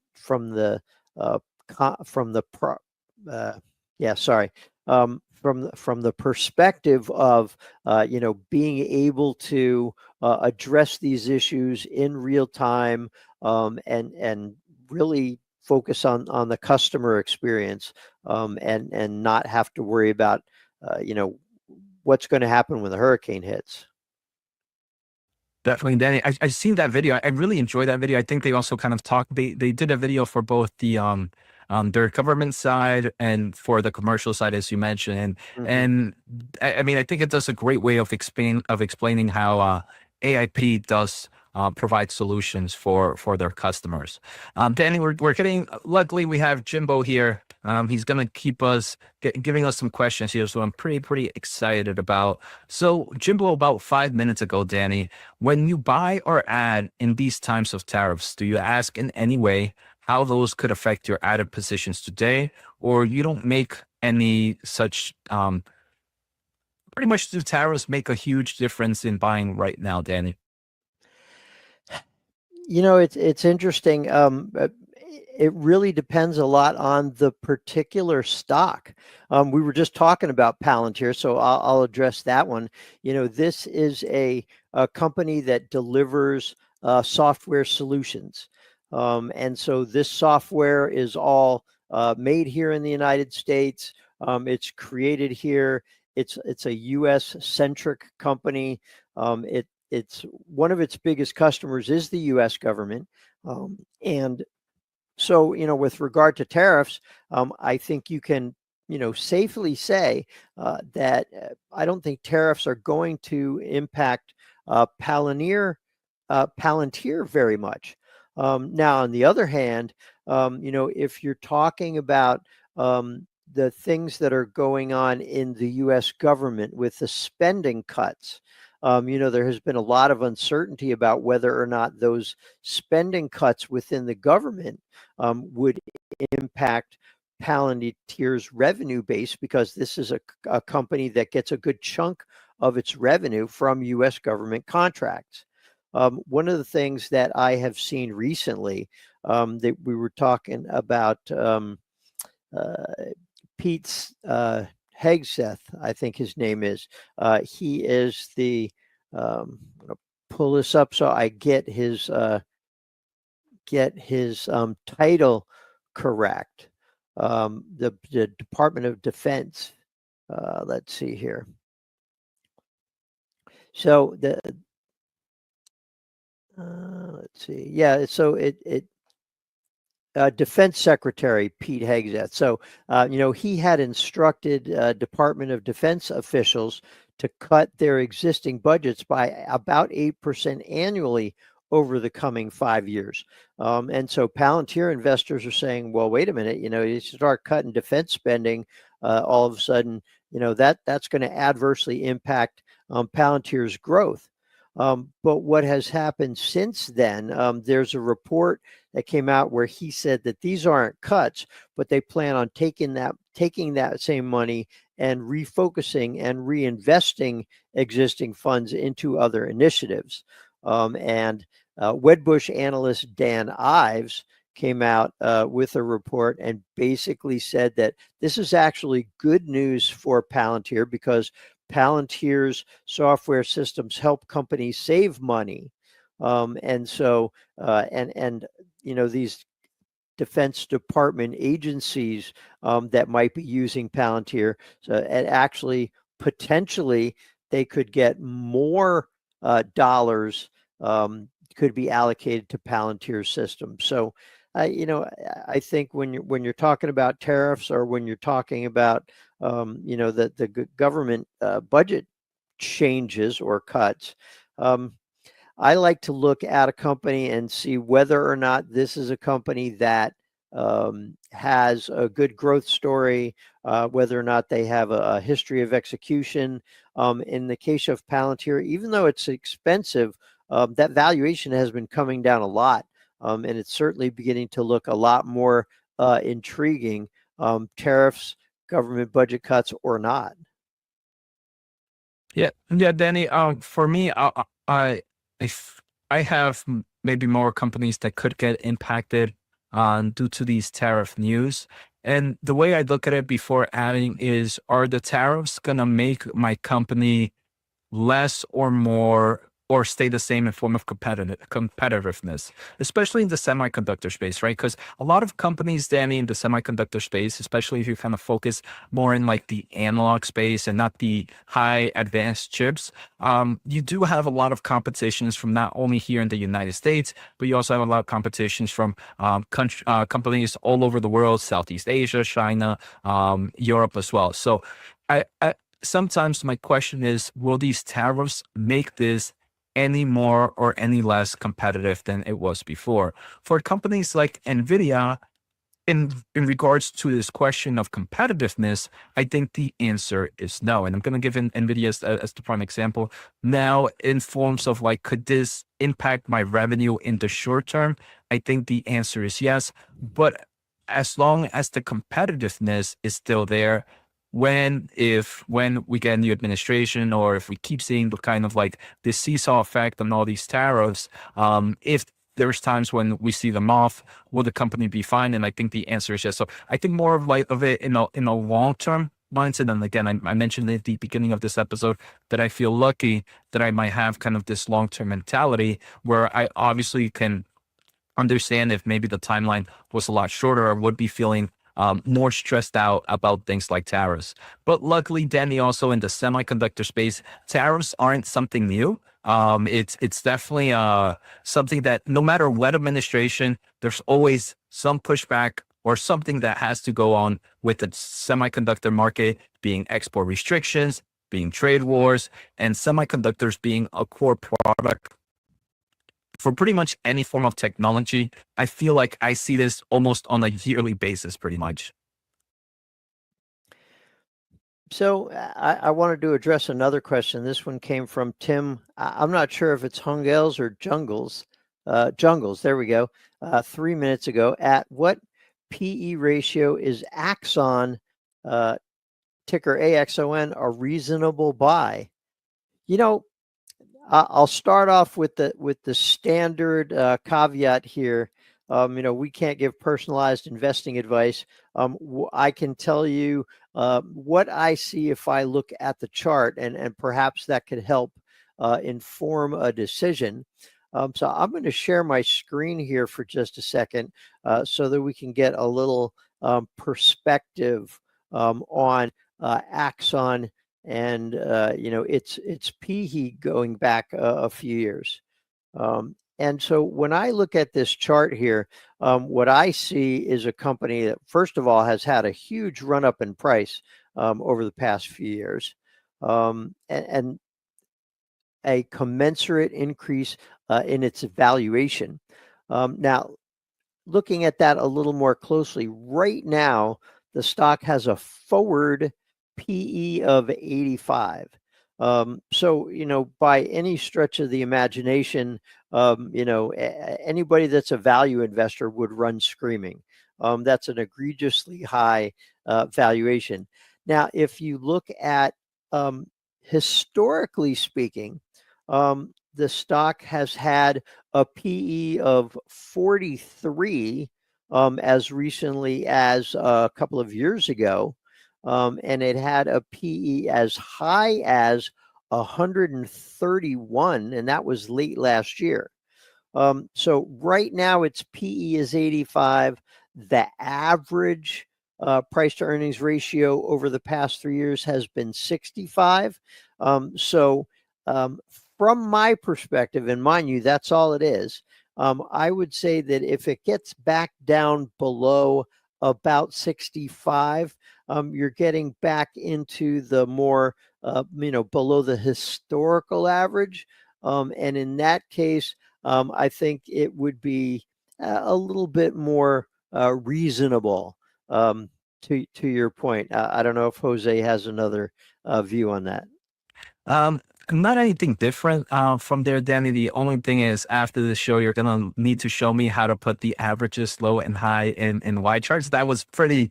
I've never seen that, and it definitely seems like it's something that's gonna be very, very helpful.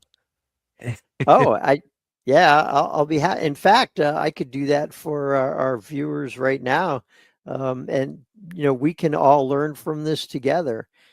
Just go right back to sharing my screen here. And in the chart creator, I'm going to share. So if you're at the top of the screen here, there's a tab over here on the left that says annotate. If you click on that and then you choose the particular metric that you want to annotate, and in this case, it's the forward PE ratio. When I click on that, it gives you an option. In the center here, I can choose the minimum line, the maximum line, and the average line. Check those boxes and then hit apply, and that's where these lines come up. So that, and it's extraordinarily helpful in trying to figure out, what is it historically? Because, you might say, oh, well, that's a ridiculous high PE. But if you look back over the past, 2 or 3 or 5 years, you can see that it's actually, cheap. NVIDIA is one such that falls into that category. Yeah, I agree, Danny. And this is why I love doing these shows, right? I mean, obviously we get to answer some questions, but I also get to learn from other fools. And sometimes, depending on the questions we get asked, I also learn from the viewers as well. So a lot of value being added here. Danny, I have a question that just came in about 9 minutes ago from Joe Silva. Thoughts on Serve Robotics dropping after earnings? So Serve Robotics had earnings today, Danny. I haven't really looked at the company's earnings too much, but while we were kind of doing this, I kind of pulled up their presentation, and there were some things that might be worth noting that could be causing the stock price to kind of see some form of drop. First, Danny, not sure if you're familiar with this company. Serve Robotics got very popular in the past few months as NVIDIA used to own them in their 13F filing, or showed that they owned them. And then just most recently, we ended up seeing gone. So NVIDIA kind of closed their position on this company, which kind of created some sort of negative sentiment. Now, in forms of, this is a I would call more pretty much a pre-revenue company. I would guess there's probably some fools that viewers that might even make more money than Surf Robotic does in on a yearly basis.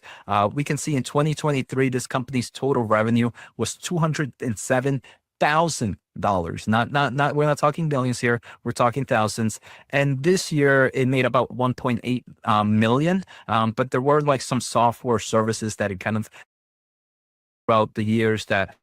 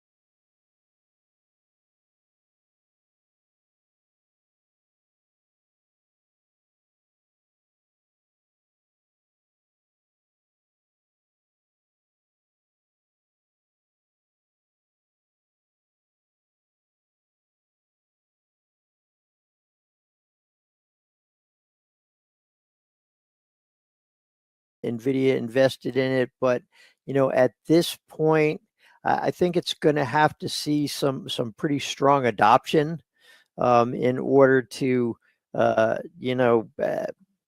pique my interest a little more. Right now, it kind of seems like a novelty to me, more than something that has a lot of utility. I kind of think there's a lot of the potential for logistical issues. And so I would want to know more about the business and how the plan to address those issues. Yeah, it's like I said, it seems interesting, but not interesting enough yet for me to lay down my hard-earned money.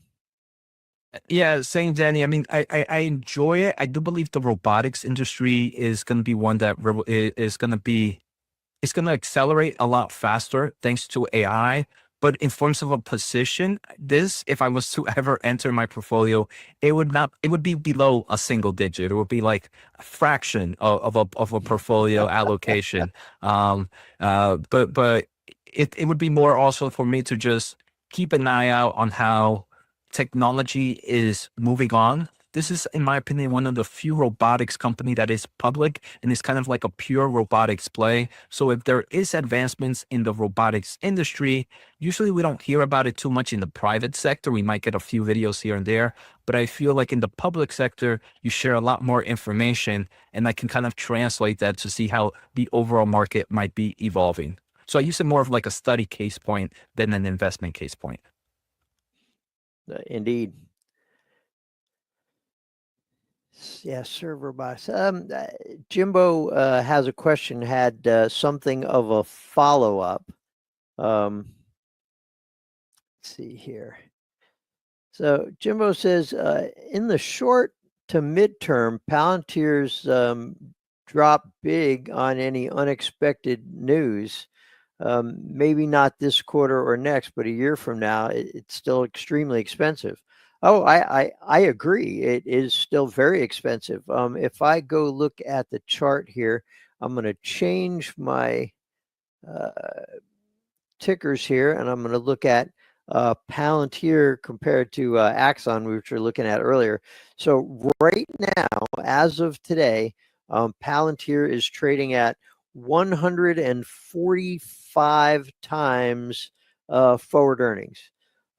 And, you know, we talked about this a little bit, you know, over the past few weeks. You know, when a company has a valuation that is that egregiously high, even for a company that is growing quickly, it's not going to take much for it to fall out of favor of fair weather investors. You know, you have, you know, some investors in there who are trying to see how much money they can make with a stock by owning it a day or a week or a month. And, you know, it only takes a little bit of news or a little bit of uncertainty. In this case, the uncertainty about, you know, Palantir's government contracts, and fair weather investors, you know, basically take the view that the sky is falling, and head for the exits. And you see the stock drop by 35%, which it has here in just, I don't know how long it's been since it, let's see here, quick look. Yeah, it looks like Palantir hit that peak here just last month. So, you know, yeah, it's 35% in a few days, essentially.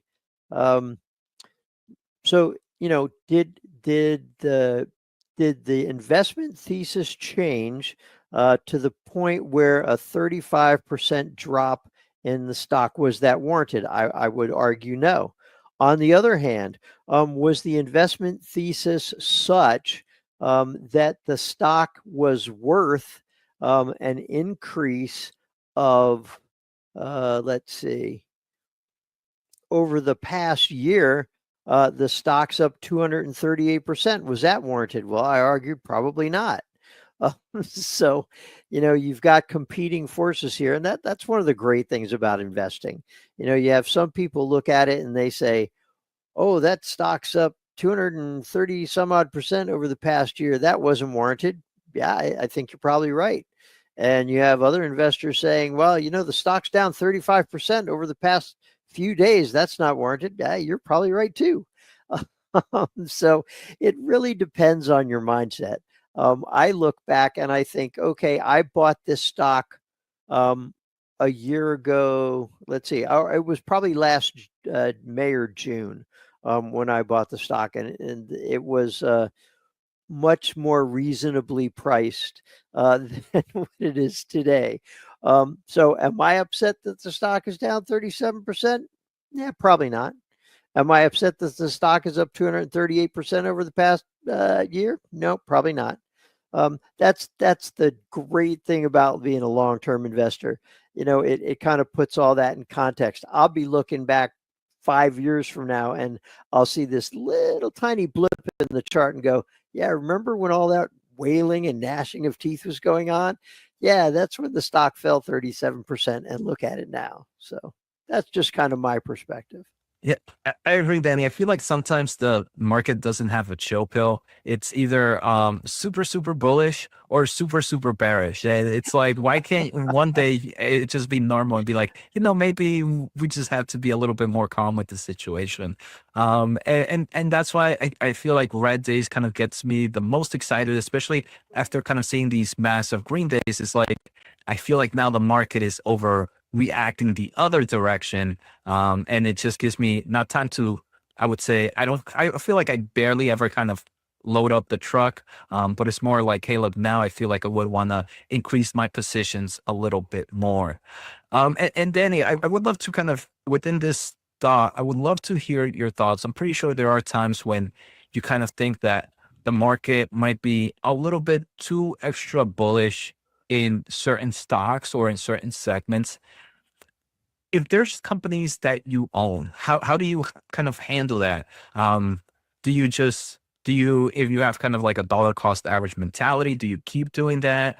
Do you try to maybe sell off a little bit here and there? Or do you just kind of like, it's more of like just a wait and see approach, since you already own some of the stock, since you already kind of own that stock, that maybe you might be bullish in the long term, but in the short term, you might be a little bit more bearish due to maybe some valuation jumps? One of the things that I think is one of the most important investing lessons that I ever learned is that if the bears are saying this stock has gone up way too far, way too fast, and it's headed for a fall, and another investor is saying this stock has a great outlook, it's got a giant total addressable market, it's got a great product that is, revolutionizing how things are done. And some investors look at that and say, which one of them is right? And the lesson that I learned is they can both be right. You have a short-term investor who's saying the stock is due for a fall, and they can be absolutely right. And you have a long-term investor who's saying the stock is going to be a barn burner over the next 5 to 10 years, and they can both be absolutely right.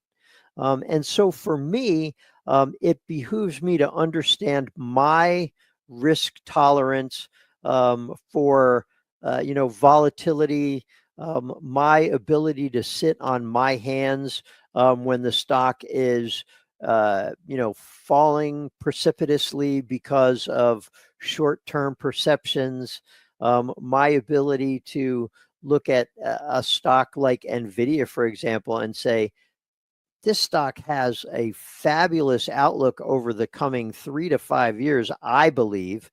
I believe that AI is going to continue to revolutionize the world. And I believe that AI or that NVIDIA is going to be one of the primary beneficiaries of this AI revolution. But the stock's currently down 25%. If NVIDIA wasn't already one of my largest positions, I would see that as a buying opportunity. I'm looking at Palantir, and even though its valuation is still egregious, I'm starting to see that as a potential buy on this 35% dip. Now go back and check the previous episodes that I was on here a couple of weeks back. I said that Palantir stock could fall as much as 50% at some point over the course of the next year. We're down to 35%. If I get my 50% drop, I'm buying more shares regardless of the valuation, because I think the future is so bright for this company that I don't think it's getting enough. I don't think investors are fully appreciating just how big the stock could be over the next few years. So, for me, it's that lesson of, in the short term, yeah, they're right. In the long term, yeah, they're right. And so for me as a long-term investor, I don't really have to worry about the short term as much. Agreed, Danny. And I want to take this question that just came in 6 minutes ago. And first, Danny, thank you. Appreciate that. I mean, it helps a lot. I'd love to hear that mentality because obviously sometimes I feel like one can learn from all types of investors. And you who has obviously a lot more experience in the market, I love to hear kind of like the mentality that you might have here. And then I want to take this question from Casey for about 7 minutes. Any opinion on Broadcom dropping recently? It's simply the new government stated negative opinion on the CHIPS Act. So Casey, I would say, I think with Broadcom, a lot of the outside of this earnings, because they just reported earnings today and the stock is up about 12% after reporting earnings. But the stock is still down a nice amount from its 6-month and 52-week high. I don't think it has to do much with this negative opinion on the CHIPS Act. We've kind of heard we've heard that maybe we might see some changes to the CHIPS Act. Broadcom, the CHIPS Act was more for companies to build more manufacturing here in the United States. Broadcom is not a person that manufactures their own chips, so they weren't a real benefactor of this CHIPS Act. I think what's happening now is Broadcom is a big player in the AI space, and I think we are getting kind of a lot of uncertainties outside of the market conditions. Because if you look outside of market events, because if you listen to pretty much all big tech talking, if you kind of listen to all the semiconductor players, everybody's still very much bullish in the AI space. But if you're gonna start looking at maybe analysts and outside sources of the market, you start hearing that there might be a slowdown in investments in AI. And because of that uncertainty, I believe Broadcom has kind of taken some of the pain. Also, very similar to, it's always a little bit of everything, Danny. I don't feel like we can ever pinpoint one downturn for something. It could also just be that Broadcom saw a huge acceleration on December after the market thought that ASIC or these custom GPUs was going to take over NVIDIA's market share. And then just recently, we ended up seeing that that's not the case just yet. So maybe some over expectations were not met, and then just a negative sentiment of maybe AI data center spending that is happening outside of investor events. But I wouldn't say the CHIPS Act had much to do with it. If anything, maybe it's just moving the whole sector though. But I think there's a lot of factors to be seen here for Broadcom's past negative trends. Yeah, one of the things that I wanted to point out is there are a number of companies in the AI space, and I believe Broadcom is one of them, where the valuation got a little bit ahead of the fundamentals. If you go back and look at Broadcom's chart, it looks like its forward PE, and this was in, I'd say in December, its forward PE got as high as 40. That's a pretty high, price to earnings ratio. The growth is going well, of course, but it's trailing 12-month PE had got as high as 240. And so I think what we're seeing with quite a few stocks that had really high valuations is you get a little dose of uncertainty in the market. You get the issue about tariffs. You get the issue about whether or not AI adoption is slowing or not. And any company that has a really high valuation could potentially see a drop. And we've been seeing that really across a lot of the semiconductor space, where stocks with really high valuations have been taking it on the chin a little bit. NVIDIA, it happened to. Palantir is not a chip company, but they're certainly an AI company. They've been seeing it. Broadcom is seeing it. So I think there's a lot of correction in the AI space among companies that had high valuations, and we're just seeing a reversion to the mean, as it were. I agree, Danny. Let's see what else we have here. Did you see Costco's earnings, Danny, by any chance? Yeah, Costco is not one that I follow. But having not seen it, I think Costco is a company that is much more stable. It's much less prone to volatility, I would say, than perhaps stocks in the semiconductor space that we were just talking about. Yeah, it looks like they do actually have a high PE ratio. I'll just take a quick look at their results and see, maybe what it is that investors liked so much. Let's see. Because I know again, this is also one I don't follow, but I feel like one of the bearish cases I keep hearing for Costco is that this is trading at some crazy forward PE multiples that you normally just see in tech stocks.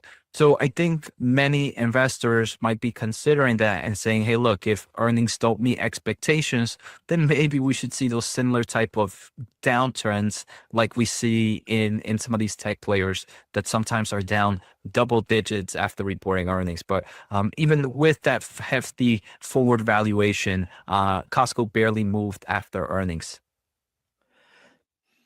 Yeah, so I was looking here and just to kind of get an idea. Let's see. It says that they're seeing cautious consumers, tariff threats. Yeah, not. Let's see here. Just waiting. My computer's moving a little bit slow. We're getting some storms here in San Diego, and my internet is blipping a little bit. So Danny, I actually, while you look, maybe I can take this other question or Sure. comment from Jimbo. Jimbo, about 8 minutes ago, I think we should not, it was more of a statement. I think we should not discount so easily tariffs war that will ensue. It is going to affect the economy and the stock market negatively and irreversibly long term. Now, when I think of any option, Danny, I try to eliminate, I try to increase my chances of success. Now, the way I think about of things like tariffs, and again, I feel like for me, I might have a different mindset because I have that long-term and long-term in my portfolio where I don't need this money anytime soon. So let's say tariffs, let's say I'm wrong and tariffs actually create this massive stock market crash. Sure, it might be a few years where my stock portfolio might be down, but I do believe that eventually the market will pick back up and my stocks will do great in the long term of things, and I will be able to buy during the downturn. So I still will be okay in the long term. Now, let's say I think right now long term, I think tariffs will do massive pain to my portfolio, and I end up selling now. But let's say nothing really happens. I end up selling all my shares and the stock market goes up and up and up. And I'm going to regret that because I was more worried about the short-term movement opposed to that long-term movement. So I feel like in the scenario as a long-term investor, even if I'm wrong about how the tariffs might affect my portfolio, in the long term of things, I still have a high chance of being right that in the next 7 to 10 years, or even longer than that, or even in the next 5 to 10 years, my portfolio will be much bigger than it is right now. And so I try to eliminate a lot of that active thinking and just focus on that long-term style. So I took a quick look here. The short version is I don't exactly know why Costco stock didn't fall that much. From what I could see, it was a case where looks like revenue was a little bit higher than expected. Earnings per share was a little bit lower than expected, but they had strong U.S. same-store sales growth. it's important to remember that Costco gets a big bulk of its revenue from the membership fees, which means it's going to be less impacted by shopper trends, as it were. But another thing that I saw that, perhaps was maybe holding the stock up is that foot traffic for Walmart fell a little bit. Foot traffic at Target fell a little bit, but foot traffic at Costco actually went up. So that's that's something that could hold up, maybe support the stock price a little bit. I did look at the valuation, and it is, as you said, it's a little bit on the egregious side. It's got a forward PE of 56, which is kind of eye-opening for a retailer when you're used to seeing valuations like that in the tech space or the chip space. So I don't know exactly why Costco didn't fall that much, but it is after hours trading. After hours trading is a little bit is more thinly traded than the regular session. So you might see something a little different when the market opens tomorrow. Best I can do. Yeah, and I was just looking too, Danny. I see some of the bullish things that I'm noticing here is I'm not sure if you mentioned it again. I was trying to do research, so my apologies if some of this is repeat. But comparable sales were up 8.6%. E-commerce sales showed growth of about 19% year over year. So I would guess e-commerce would have better margins and if you're kind of seeing a growth there, that can definitely be margin accretive throughout the years. And the next thing is membership fee income growth was 9.4%, with executive members now representing 47.1% of paid members. I'm guessing, is executive the top tier for them in the consumer base, Danny? I believe it is. So, I mean, that's pretty impressive that about 50% of their, it's getting to about 50% of their paid members are coming in from their top tier market. And on the negative side, it didn't seem like anything was too bearish either. Non-food categories such as consumer electronics and apparel have shown relative flat trends compared to other categories. So I guess maybe the market was expecting them to show more of like a negative trend opposed to a flat trend. And that could be seen kind of like hey, look, maybe it's not as bad, so we don't have to punish the stock as much. Yeah, when you're talking about a company that basically has a floor under their results provided by these membership fees, and the fact that they can still grow same store sales by almost 9%. In the current environment, that's pretty impressive. I mean, we've seen a lot of retailers and restaurants, for that matter, have complaining about same-store sales growth and consumer sentiment kind of weighing on that.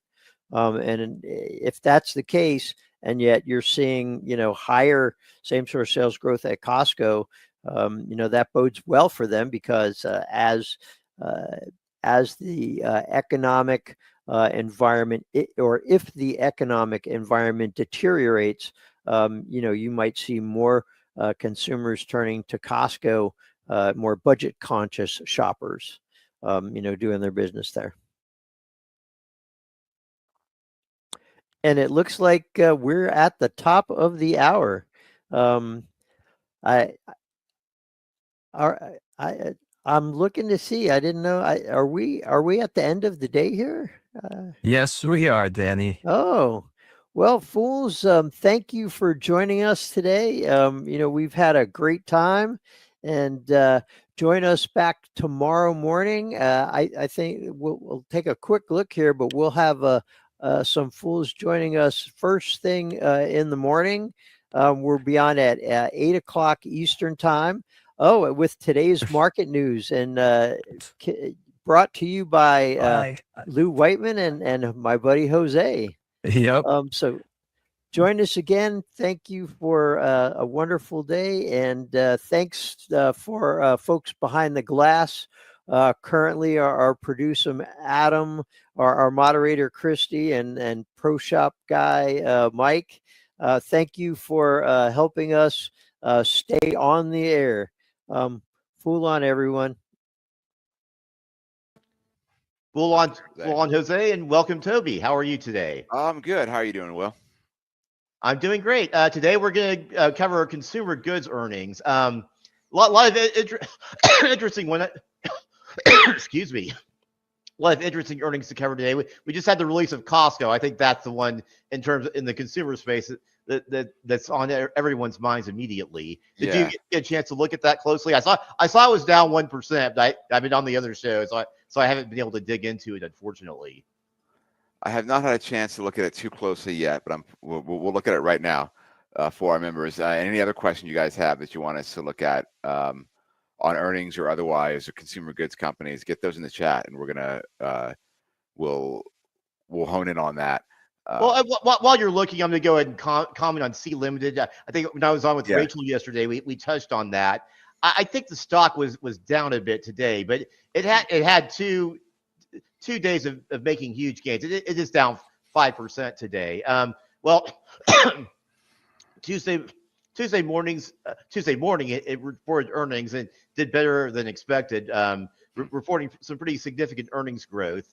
And so that took it up. The next day, it rose an additional 10%. And the reason why that happened is because Jefferies upgraded the stock from 131 to 157. For those of you who don't know C Limited, it's kind of a little bit like the Amazon or PayPal or Mercado Libre of Southeast Asia. They have a gaming segment, which is different from those companies, but they also have an e-commerce segment and a fintech segment. So, but yeah, there's more optimistic regarding Shopee, the e-commerce segment. They've really strengthened their competitive price, strengthened themselves with regards to competitive pricing. So, and they've really invested heavily in their logistics, which the reason why the stock cratered in 2022, or at least one reason, is because they went into markets into Europe and Latin America where they really had no competitive advantage, and then they were forced to pull out of those markets a few months later. So not only was that humiliating, but it really kind of hurt the stock significantly. But now, thankfully, other than their business in Brazil, the e-commerce portion of the business is focused mostly on Southeast Asia. So that's been the positive there. So and also in terms of the gaming segment, Free Fire, which is their most popular game. I think at one point it was the most popular mobile game in the world, and that even all these years later, that continues to see solid growth. So I don't have the valuation in front of me right now, but I think given what it is, what it offers, I think it's been still a fairly expensive stock. Well, the PE ratio is 190 on account of it being profitability coming and going off and on, but the forward PE is only 40, which given that I think the revenue growth was above 30%. I think that's going to bode very well for the company. And I expect the stock to continue to go higher for that reason. Mm-hmm. Yeah. So let's pivot to Costco. We can hit that quickly. The stock is down about I'll just update us right now. Stock is down, Will, about 2%. No, 1%. So 2% on the day. Less than 1% after hours, so not moving that much, right? The Costco conference call is happening as we speak, so maybe things will move around based on what's going on there. Their earnings report is pretty light and sparse, typically. Like, they don't put a lot in it. They basically give you the numbers, and that's about it. And so you rely on the conference call to kind of flesh stuff out a little bit. But overall, it looks reasonably good, right? Comp sales for, let's see. For comp sales for the quarter, and it's not exactly a quarter, they do, like many retailers, they have a week's period. So we're looking at the 12 weeks the second quarter of fiscal 2025 for them is 12 weeks, right? Exactly, and it ended February 16th. So that's our cutoff date, February 16th. So this does pick up the holiday season, right? Well, it picks up part of the holiday season, basically. Yeah, most of it, I guess. So mid-November, right? Mid-November to mid-February is, if you track back, is kind of what we're looking at here. So comp sales 8.3%, increased 8.3% in the U.S. For the quarter, 4.6% in Canada, 1.7% other international. And what's really going on there for Canada International is that those are the numbers that don't factor out currency adjustments, right? So if you take out currency adjustments, you get they take out currency, foreign exchange adjustments, and changes in gas prices, right? So I'm dealing with currency neutral and gasoline volume with these numbers, right? Not prices. In the US, up 8.6%, 10.5% in Canada, and 10.3% other international. So you can see currency effects are having a major impact on how those numbers translate. But overall, if you take that out, it actually looks pretty good on just the domestic business operations there.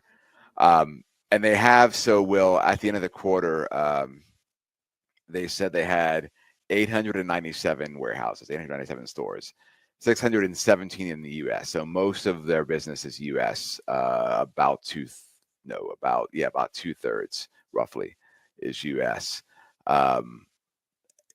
Canada, another 109. 41 in Mexico, 36 in Japan, 29 in the United Kingdom, 19 in Korea, 15 in Australia, 14 in Taiwan, 7 in China, 5 in Spain, 2 in France. Costco's in France, guys, and 1 each for Iceland, New Zealand, and Sweden. So yes, you can go to Costco in Iceland. There's only like 300,000 people there, I think, but right. Well, so maybe they don't need more than one Costco. They probably don't need more than one. Yeah. I feel like that's probably, yeah. The one thing I've always liked about Costco is they seem to be able to go international without any friction. You know, if you've been following retail for a while, Walmart, Home Depot, other companies have had very, very famous failures when they tried to go outside of North America. And that simply has not happened with Costco, it seems like. I will say yeah, I mean, part of that I think is because they have a reputation for being relatively labor friendly, right? They pay high wages anyway in the U.S., and so I think that continues. So they don't run against international labor regulations as much. And their model was basically, let's give customers what they want in this geography at the lowest price possible. Yeah, and that kind of sells well no matter where you are, right? I don't think they try to Americanize their warehouses that much. It's basically like, we're going to give you cheap food and cheap stuff and charge you that membership fee and come on in, right, and buy whatever you want. So yeah, but you're right, they have had a fairly easy go at it in terms of international expansion for the most part here. It's still the bulk of the business is the United States, but you can look out and say, can we continue that expansion internationally? I think probably they can, where it makes sense. 109 in Canada. Do you need more in Canada? I feel like you're probably pushing the limit to that market. If you look at 617 in the US, maybe not. Mexico seems to be a more likely in terms of more rapid expansion going forward. But then European, they're just getting started in European. There's none in Italy, Will. Well, there's always time to fix that. I mean, but go ahead. I'm sorry. No, go for it. Oh, just regarding the domestic market, as I pointed out on other shows, a lot of mid-sized markets, especially east of the Mississippi River, still don't have a Costco. And then there's the Costco business centers, which, as the name implies, serves primarily business customers. I live in the Dallas area. I have one here, but a lot of major metros still do not have a Costco business center. So I think even the domestic expansion can go on for a long time to come. Never mind the international, which, as you said, is where they're just scratching the surface there. Yeah, so they definitely have room to grow here. Net income for the quarter, 1.8 million or billion rather, almost 1.8 billion for the quarter. That's a net income. Revenue 62.5 billion. Will that was up 9.1% for Costco. Yeah, the one thing I'm noticing though is you look at the membership fees for the 12 weeks, it barely moved, maybe 5-6%. They just had an increase too, so that's a little bit. Well, when did the increase? When did they do that increase? I thought it was last fall. Let me look that up.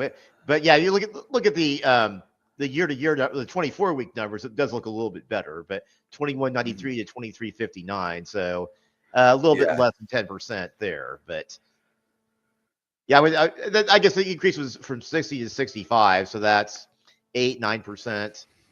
So basically, it looks like if they made any money at all, it was just from the increase. Because I think it was last fall. Let me. September. Yeah, September. So this would have been fully enough impact. So let's see if we can dig in here.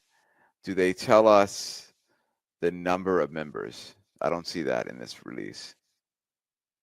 Yeah, I think if they do that at all, it's only at end of year, if I remember correctly. Huh.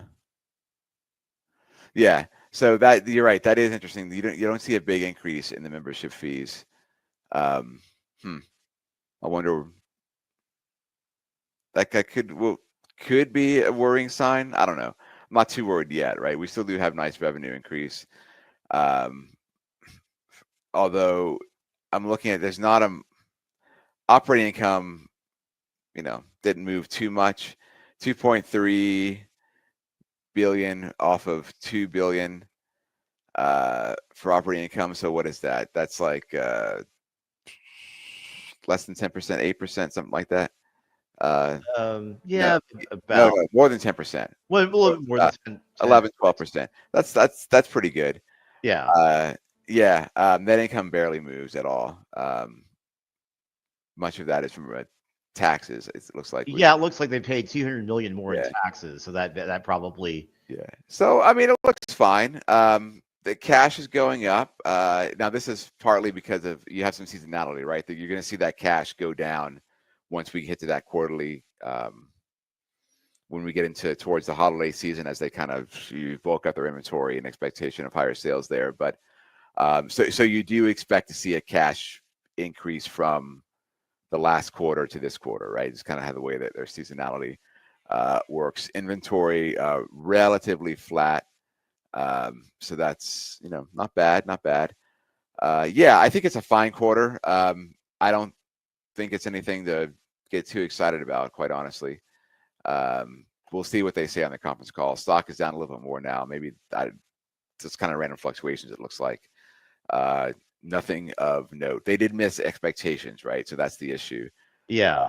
By like 2%. They missed those earnings per share expectations, but the stock is barely moving on that. So this is not like everybody's super upset about this miss, right? It's kind of like like I said, the only thing that's perplexing is that fact that membership income didn't change very much, because that's their single biggest source of profit. Right, because the margins on that are much higher, right? Pretty much 100% on that. They pretty much claim all that. It's just that they sell you the goods for just a little bit more than the cost of goods sold plus overhead. Right. So the goods don't really make them that much money. All right. So you mentioned C Limited. We talked about Costco. We also want to talk about Target as well. We can. I kind of wanted to compare Costco to Target, but Target, all right. Yeah, it's kind of hard. Kind of hard. Well, maybe there's a little bit of comparison because both fell after the report. I did. I do think Costco did grow revenue quite a bit faster. Right? Mm-hmm. That's the one difference. Whereas Target reported a couple days ago. Yeah. Back on Tuesday, we had their report. And unlike contrast to Target, right? They exited the Canada business some time ago, right? Yeah. So they're not killing it internationally. I guess we'll say that for Target. And Target comp sales up 0.1%, man. Yeah, their net sales for the quarter fell 3.1%. So yeah. How did they close stores? They must have closed the store or two, right? Target, you mean? Target, yeah. They may have closed some, but I don't think there was any major But closing. you said sales fell? Sales fell. I think they they're a relatively more upscale retailer. I think the economy, the turmoil with the economy may have hit them a little bit harder. I think that's been part of it. And there's worries about tariffs too, that's not going to help. So Yeah, that's true. So comp sales were up 1.5% for the fourth quarter, 0.1% for the full year.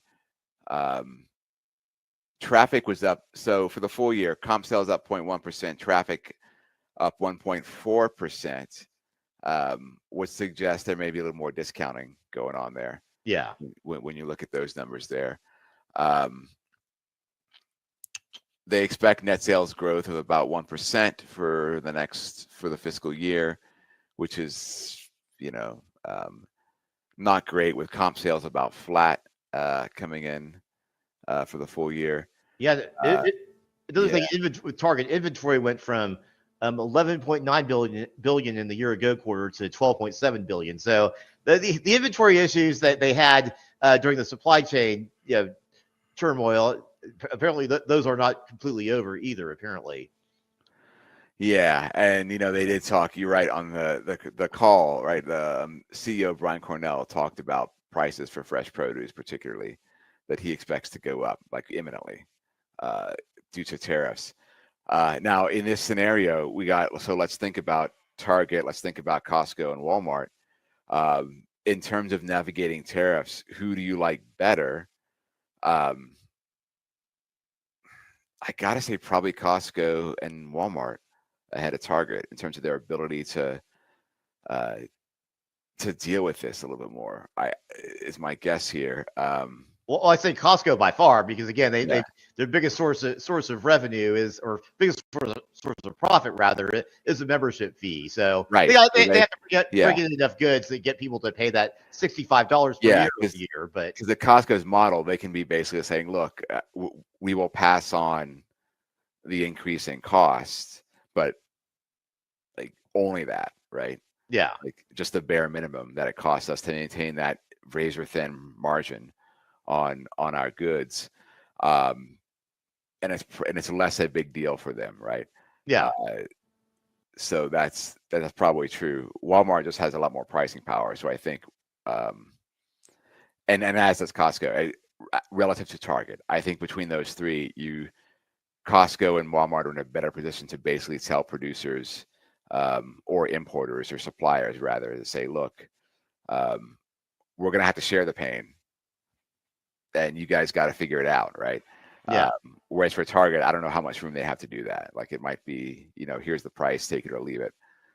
They do have some power, but not as much as you see from Walmart. I think they have more power when the economy is doing better, because then more consumers are willing to pay those prices. But if things are uncertain or sluggish, or even down, that's definitely going to hurt Target harder. So I think Costco's in the best position here. The only reason you might want to consider Target stock is because it's trading at about 12 times earnings. Yeah, their dividend yield is near 4%, and they raise their dividend. They've raised their dividend every year for the last 51 years. It's a little bit over 50 years. They've raised their dividend annually. So, I wouldn't say Target's in trouble yet, but they are having some struggles, and it may take some time to get through those struggles. So that's probably why the stock is so depressed. Although I think their troubles are priced into the stock, if I'm being fair. Mm-hmm. Mm-hmm. So, if you're just joining us, this is Fool24. If you have questions for us, you can ask us on Slido. That's slido.com or sli.do with the code as Fool24. So feel free to ask any questions you might have.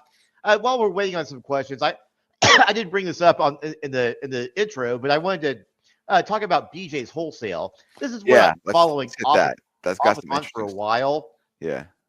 I usually like regional to national growth stories, but BJ's has had so much trouble in their roughly 40 years of existence. They were founded within a year of when Costco was founded. I think they were. I think even BJ's came about a little bit before. They started in Massachusetts, where compared to Costco, which started on the West Coast. But they've had two stints at the stock market. They went private for a while and then IPO'd again. Until the pandemic, they were really struggling under a mountain of debt. So they didn't really grow beyond their base on the East Coast. The pandemic really changed the game for them because that a lot more people were grocery shopping, and BJ's real competitive advantage in terms of groceries is they emphasize fresh produce for one. Also, they are a bulk warehouse like Costco, but they aim for sizes that are bigger than the typical grocery store, but smaller than Costco, which targets a demographic that may have been ignored by the other players. And so the revenue growth increased substantially during the pandemic, and they were able to use some of those excess profits to pay down debt.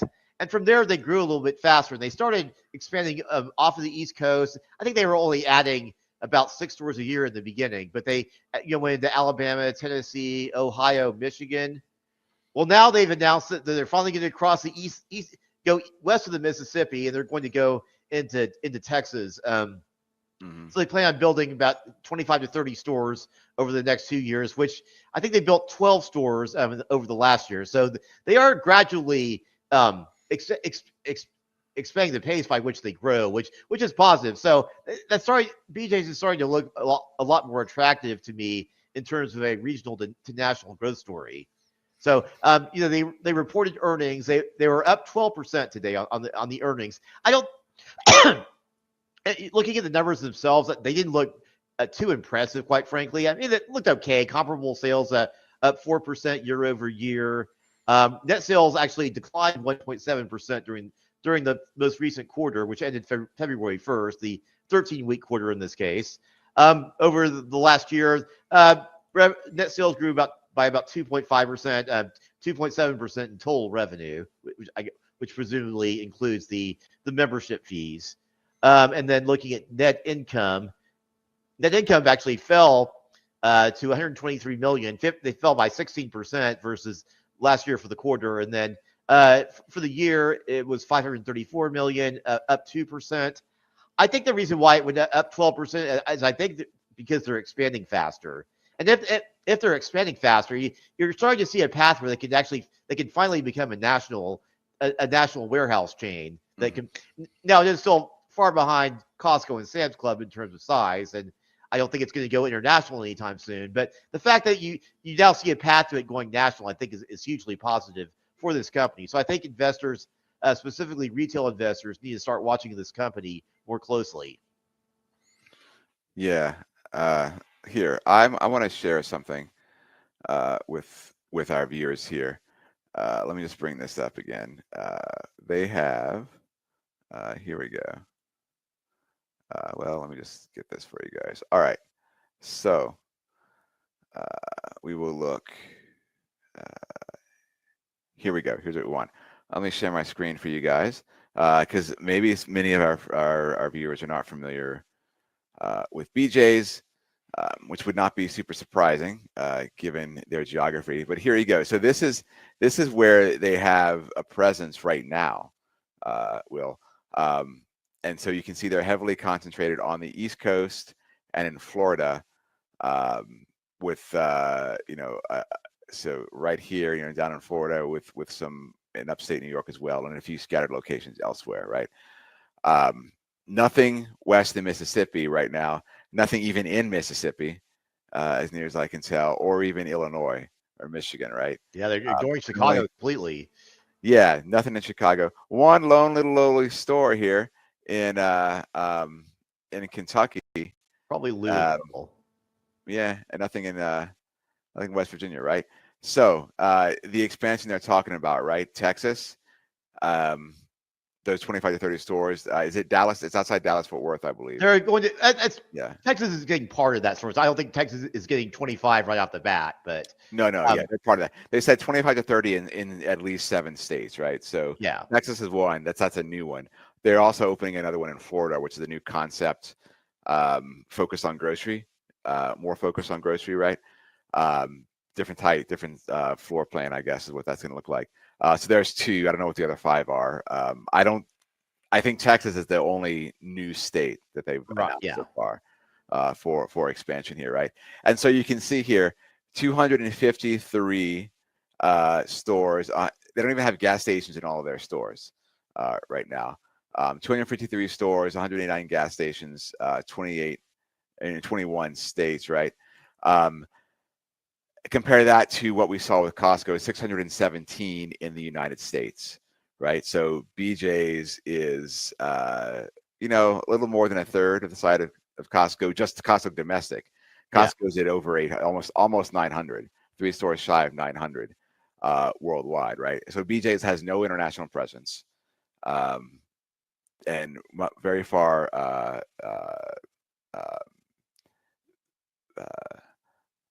very far beyond, or not nearly where Costco is, right? So Costco is far beyond them. Now, if you're an optimist, what does that say to you, Will? That says, hey, there's plenty of room to grow, right?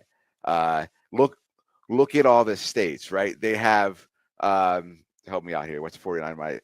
29. They have 29 states they can attack without even thinking about domestic growth. Yeah. Or international growth, rather, here. One of those is Texas, and that's a huge market. Another one of those is California, another massive market. I think they're going to work their way over there. I would not necessarily expect to see California next. Yeah.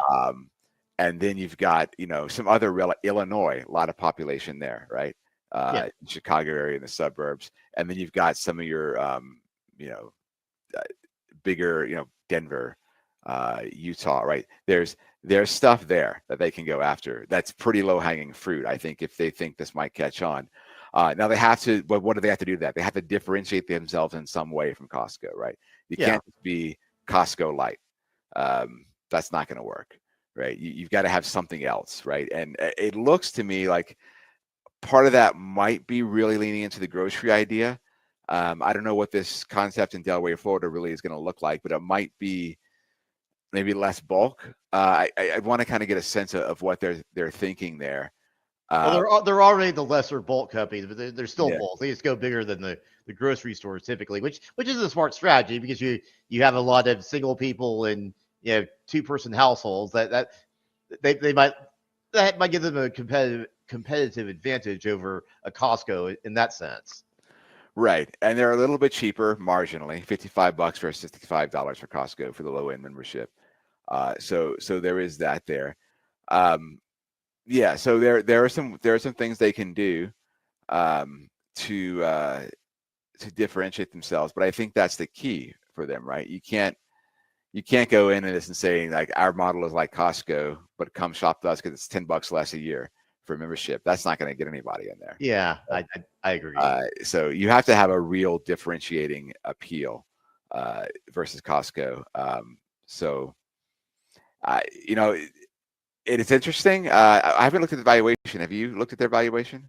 Yeah, I was just looking at that. Let me bear with me just a second.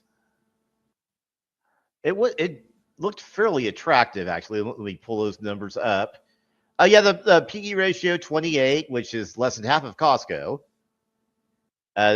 Forward PE 26. Okay, so they're like Costco. They are kind of relatively slow growth, but you know, only 15 billion in market cap. Whereas, so that's barely a large cap. Whereas I think Costco is more than 450 billion. So who knows? This might be a second chance stock at Costco.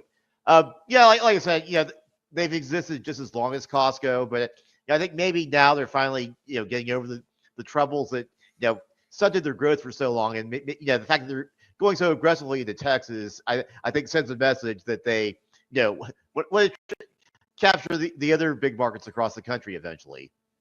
Yeah.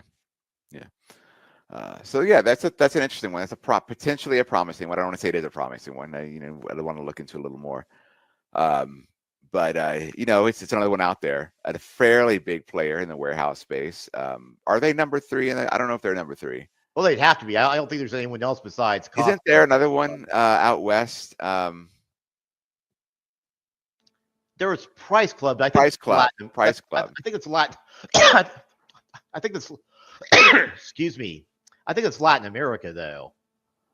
Price I Club. remember I was in Colombia years ago. I saw a Price Club, or at least I've seen one. I thought I saw one in Los Angeles, but this was 20 years ago. Yeah, that's probably number 3. I could probably figure this out right now. Let's see. What do you call these guys? Warehouse clubs? Yes. Yeah. So obviously, who's number 1? Well, by far It's not a trick. Costco. Yeah, it's not a trick question. Number Yeah. 1, it's not even close. Close to 900 worldwide, 600 in the U.S. Sam's Club, number 2, right? Owned by Walmart. Sam's Club, as you know, has about 600 locations in the U.S. So they're neck and neck with Costco in terms of number of locations. I think doesn't Costco, they tend to be bigger, right? Costco tend to be a little bigger. Yeah, I think for a while there was actually more Sam's Club locations than Costco. That may still be the case in the U.S., but despite that, yeah, Costco is blowing them away in terms of revenue per store. Yeah. Oh, yeah. So BJ's is number 3. You're right. BJ's is number 3. Smart and Final was what I'm thinking of, not Price Club. Smart and Final is Okay. out west, mainly in California. That's where I remember them from. I went there like once. They weren't appealing enough for me to go back, I guess. Yeah. Take that for what it's worth if you're looking for investment ideas, guys. Gordon's Food Service is another one. Gordon's Food Service, but it's more, that's a different thing, right? So Smart and Final doesn't have a membership model, right? So you don't have to have a membership to go in there. So they're a little bit different. Gordon Food Service is more of a restaurant and food service supply company or business, right? Yeah. So it wouldn't be like you and me wouldn't go in there unless we're like throwing a massive Christmas party. Maybe we might go in there. Otherwise, it's for your restaurants, your food trucks, that sort of things. And this is mainly also East Coast, Midwest. Also, no membership. So yeah. So BJ's is number 3 and the clear number 3. It's not even a contest yet with Sam's and Costco in terms of geographic reach. With their stores. So there's a lot of room to run. If they can find a way to differentiate themselves a little bit from Costco and Sam's Club, I think there's an opportunity there. They could. I could see them doubling the store count like over the next decade. Oh yeah, like pretty easily, right? If they really make a big push. So one to watch. Maybe we'll keep a closer eye on this one. I wasn't too impressed when they were only growing their store count by like 5 or 6 a year. But yeah, but if you're 25 to 30, like that's a different story, right? Yeah, that's starts to look a little bit more impressive. Then you can start see that regional to national expansion come to fruition. So it's definitely one I think you want to keep on your watch list. And speaking of watch list, do you follow Sprouts Farmers Market, symbol SFM? I haven't that recently, right? Is that one you're looking at? It's one. Well, Sanjay had a question about that, so it was from actually a week ago, but I think Sprouts, probably overdue to address this question. So I'll go ahead and do so. I assume Sprouts Farmers Market remains healthy as a business, even as its price has shot up. What might make you willing to add at today's price? Well, I will say Sprouts has been a very intriguing one. Just looking at its valuation, for example. They traded at about a 37 PE ratio, 30 forward PE ratio, and it has risen substantially from 2023. About 2 years ago, it was only trading at around 15 times earnings. But I think this is one of the faster expanding, grocery chains. You don't really, I don't look at grocery chains too often because most of them don't grow very quickly. A lot of them are private, and they're famous for claiming that they have 1% profit margin. So, a massive increase in sales doesn't typically move the needle too much on one of these, but. At least right now, Sprouts might be an exception to that. Just looking at their fourth quarter numbers, net sales of $2 billion rose 18% from the same time in 2023. Full year totaled $7.7 billion in revenue, 13% higher than 2023. They opened 33 new stores. So we were just talking about the 25 to 30 for BJ's. Well, this one opened at 33 in a single year. So, very fast expanding business. This may be on a regional to national path like BJ's, and now they are up to 440 locations now as of the end of 2024. So, yeah, this one is looking increasingly interesting. I know that the groceries are a very competitive market. I guess they're kind of an upscale value play in a way, because they are targeting the higher end customers that a Whole Foods would have, but they typically have lower prices than Whole Foods, but a lower selection too. So given these growth numbers, that seems to be resonating with their customers. So it's definitely a fascinating stock to watch. It was up like 700% in the past 5 years. Yeah. Yeah, this is massive, like in terms of the growth. Good. Are you concerned? Like by the big, like when you see a company like this, right? Because what are these guys? These are especially grocery, etc., right? Like big picture, it's a grocery store.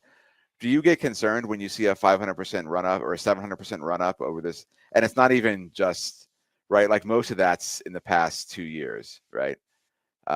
Does that concern you for a grocery store to like suddenly make people super rich over a short amount of time? I don't know if I would say concerned. It is pretty perplexing though, because you don't typically see that kind of growth in the grocery market. So yeah, I don't know that. Well, maybe a little bit concerned. At 15 times earnings, a growth story like that would have been a no brainer. 37 times earnings, the grocery business. I'm inclined to say it's fairly priced here. It's still growing very quickly considering the industry it's in. So, I don't want to dismiss it completely. Comparable sales growth 12%. That's huge for a grocery store. Operating margins about 6.5%. That's actually pretty good for a grocery store, right? Yeah, the grocery business that is pretty considerable. Okay, so. So yeah, do I think they should have a higher valuation than say Kroger's? Sure. Like in terms on a price to sales basis, but because of their growth, because of their margins, I think so. I think that's right. But like you, around 37, I start to get that's a little expensive. A little bit. I mean, well, looking at the income statement, so they in the most recent quarter they earned $2 billion in revenue, 79 million or about 80 million in profits. So that's roughly 4%, which actually is pretty huge for that business. So that does capture my mind, because when you see these other grocery stores, they're sometimes lucky to make 1%. Yeah. So I'm inclined to say it's fairly priced here. That would be my personal opinion. Nice. Cool. All right. Well, that's a good one. Good one to look at, or to keep on your watch list. Yeah, I'm not sure I'm a buyer right now, but yeah, I'm not sure either. But the fact that you see a company like that in the grocery business is pretty notable. I wish I was a buyer 5 years ago, Will. Oh yeah, because I've had Sprouts in my area for well much longer than that. I never thought of it as an investment. Perhaps I should have. Yeah. Do you follow Doximity? We just got a question in from Let It Ride. I do not follow that one. So Doximity, do you know it? Do you know of them? Do you know what they do? This is the Not really. I don't know much. social network for medical professionals, essentially. I don't want to call it social because it's a business tool, right? It's a platform for medical professionals. It does have a social network aspect to it, right? But it's communication tools, it's collaboration. There's AI in there because, of course, there is. You can't have a platform without AI nowadays, guys. But they have some of their products and services for those who are not familiar with the business. They have software that lets them collaborate, physicians collaborate with other people, other physicians, to conduct virtual visits. With that, they have a marketing platform. It's a pretty big thing for farmers. Now, this is like for pharmaceutical firms, for other companies in healthcare to reach out to physicians, right? An advertising aspect to that platform for recruiting. If you're trying to hire people for your medical office, whatnot, that's in there. And then tools for scheduling, for correspondence, kind of a productivity suite, right? for that sort of stuff. So it's trying to be kind of a networking / marketing / productivity platform focused on the medical space, medical professionals. And so Let It Ride asks, what do we think of its current valuation? Like that's the big company here, or the big question here. It has had a big run up, right? I think the stock's what has it done? I think it's doubled. Yeah, it's more than doubled, up 150% in the past year. Now we're still not back to our all-time highs or even the 5-year high. So coming out of the pandemic, this was pretty huge, right? And then it crashed with a lot of stuff, kind of like early 2022, right? And so we've had a big upward swing in the past year on this again, but we are not yet back to those all-time highs, but 150% increase over the past year, 20% for the month. So whenever, again, rapid run up, you want to ask yourself, justified or not, right? I think that's what the question you have when you're looking at valuation when you see a run up like that. Trailing PE ratio is 69, which, is it high? Is it high? What if you compared it to something like Meta? Is it high? Maybe not. But should you do that, right? Should you compare them to Meta? I don't think you would do that, quite honestly. Forward PE ratio is 47. That looks a little more attractive. You can see there's some growth expectations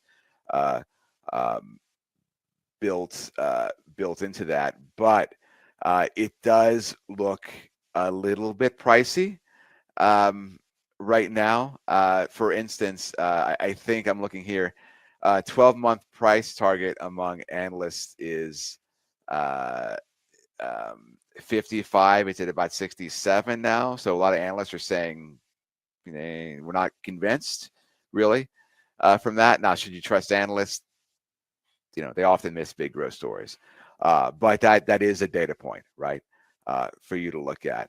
I guess Let It Ride. I look at this and I think it's aggressive. Is what I'm thinking on this, the valuation. I love the run up we've had. This is the recommendation in Stock Advisor, so I love it for our members that we've seen this. But I think sometimes you get into a situation where optimism starts feeding on itself and things can get maybe a little bit ahead of where they should be in terms of valuation. I'm worried Doximity is there right now, at least on short-term concerns, but the business has been doing quite well. And so I don't, I understand why the stock has moved up the way it has. So I think if you're a long-term holder, we say this a lot, Will. It kind of seems cliche, but there is truth to it. I think if you're a long-term holder for Doximity, it's fine now. It's not one that I'd put at the top of my list to add to at the moment, or to say this is like where I'm seeing value. I think you can find others that might be a better value for you. But the business looks good. I think it should continue to succeed. But I would also, it's one of those that I would also look at and say, expect some volatility. And if the stock comes down 10, 20%, I think you kind of are ready to ride that out. That wouldn't surprise me too much given what we've seen in the past, but I don't look at this and say like, it's absurd, ridiculous, you need to sell your shares by any means, right? I think the stock has come up because they've seen very, very strong results in the last couple of quarters from the business, and that's a good thing.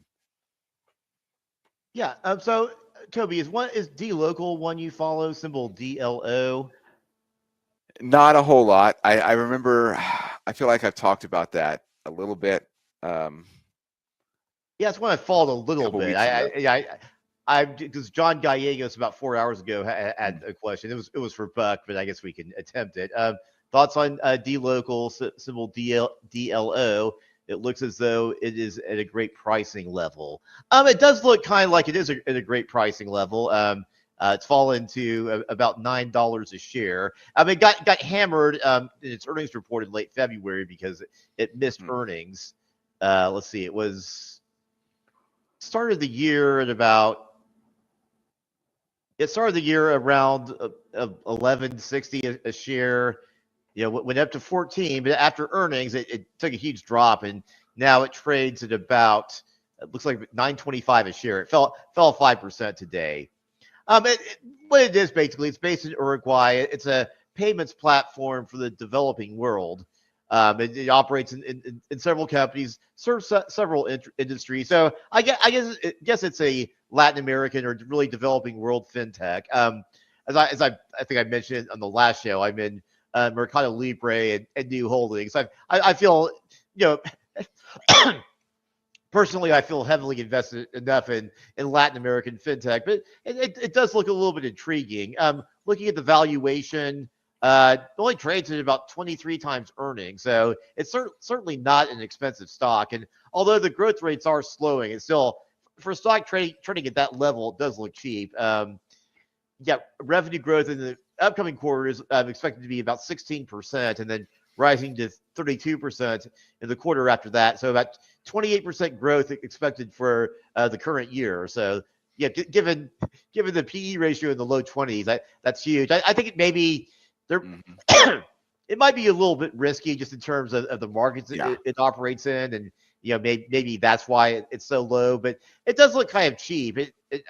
While I'm sure there's a lot of risk tied to that, it might be worth a speculative position if you're, feeling the desire to invest in that stock. But international stocks, you do have to be a little bit more careful with. So I would proceed with this one cautiously. But I agree that the valuation on it does look intriguing.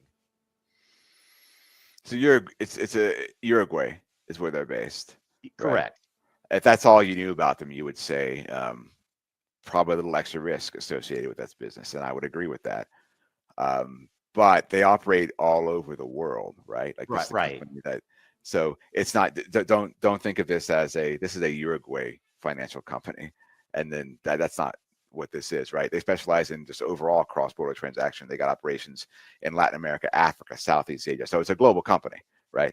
Now, the real risk that I would consider when looking at this company is when you have a company specializing in cross-border transactions in a world where everyone's screaming about tariffs, like maybe you have some hesitation with that, right? Because what does global trade look like a year from now? I have no idea. I suspect we'll still be doing it, but maybe the volumes come down if tariffs get too out of line. Right, and does that slow down some of this cross-border trade? Well, I don't know that tariffs. I don't know how much tariffs would affect it though, because I don't think it operates in the U.S. It just operates primarily in developing world countries. That's true. So. That's true, right? It might affect it on the margins, but and I don't know. You might get in a situation where you have some really off-the-wall trade wars going on. Who knows how things end up. It's a concern, right? But if you will note that, well, this isn't really a company doing business in the U.S., so who cares about our tariffs as everybody else's tariffs? And if that's what's driving the stock down, those concerns, maybe it's an opportunity, right? That you see here. But just something to be aware. Understand their business, right? A lot of cross-border financial transactions, accepting and sending payments, settlement of funds across that, dealing with the regulatory matters in these different countries for various businesses to simplify that. It's potentially a very, very good business. Yeah. Yeah, I think probably worth a speculative position, but I think so. I think it's a speculative one. But the growth, I mean, it's doing well. 3.6 billion. That was a couple years ago. I don't know what their volume was this past fiscal year. I haven't looked at it too closely, but revenue is growing at a decent clip. 746 million in fiscal year 2024. So that's nice. 39% gross margin over there, 19% operating margin. Profitable. We like that. And I believe, did you look at cash flow here? Yeah, let me see. I'm looking through the financials right now. They're losing money from on a cash flow basis, at least in 2024. It's probably, my guess is it's a one-time thing, because they have been cash flow positive for like the last 4 or 5 years here. A change in working. Okay, so it looks like they just were building up their some of their working capital here. So maybe it's not too much of a concern.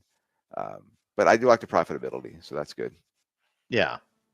The operating cash flow and the free cash flow is negative. Let's see what because it is interesting when you see a profitable company with negative operating cash flow. But yeah, the increase in trades, increase in receivables, it looks like that was the killer in this case. So that's what's hampering them. Yeah, I mean, it looks a little risky in some respects. And if there's a Brazil versus Mexico trade war, it could be hurt quite a bit. But yeah, there is some opportunity in these developing markets, which is why I'm invested in a few of these stocks. I don't think I like the story enough that I'm going to sell those stocks and buy this one. But yeah, like I said, it might be worth a speculative position and then just see what happens. So Yeah, I don't see too many consumers. yeah, so Tim Jungles asked about how the market reacted last time the tariffs were put in place. So we did have, so the most recent thing was probably the US-China stuff back in 2018, 2019, right? Yeah. And the Dow dropped about 3%. I'm looking here on the day that President Trump first announced tariffs on China back then. And then you had kind of the same, there was some turbulence, trade negotiations, various tariffs going in and out over the couple years. And you did see the Dow drop a decent amount at various points while this was happening. So the market does not like tariffs, right? And you can go all the way back to, this is fun fact. When the U.S. enacted the Smoot-Hawley Tariff Act back in 1930, Will, you remember that? No, because that was a little bit before my time. Yeah, none of us remember that. But the Dow dropped to the lowest level of the year of that year on the day that act passed. Just some historical context there. Markets generally, the stock market does not like tariffs. Why? Because it's uncertainty. Part of it is uncertainty. Especially in the U.S., our economy is very consumer driven, right? And so many of the companies on our stock market, on our stock exchange, in some way benefit from consumer spending.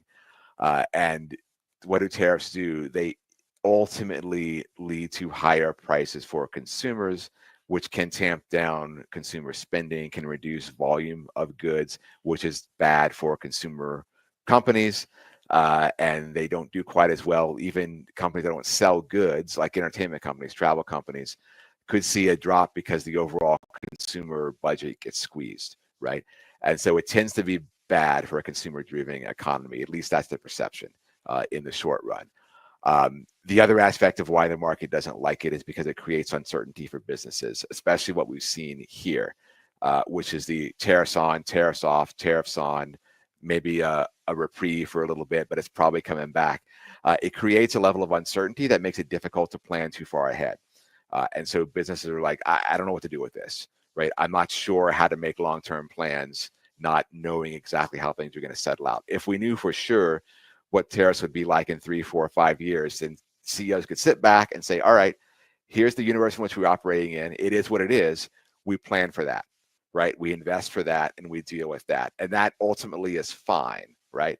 But it's the uncertainty in the back and forth that makes managements just say, I have no idea how to invest right now or how to position my business because I do not know where this is going to shake out.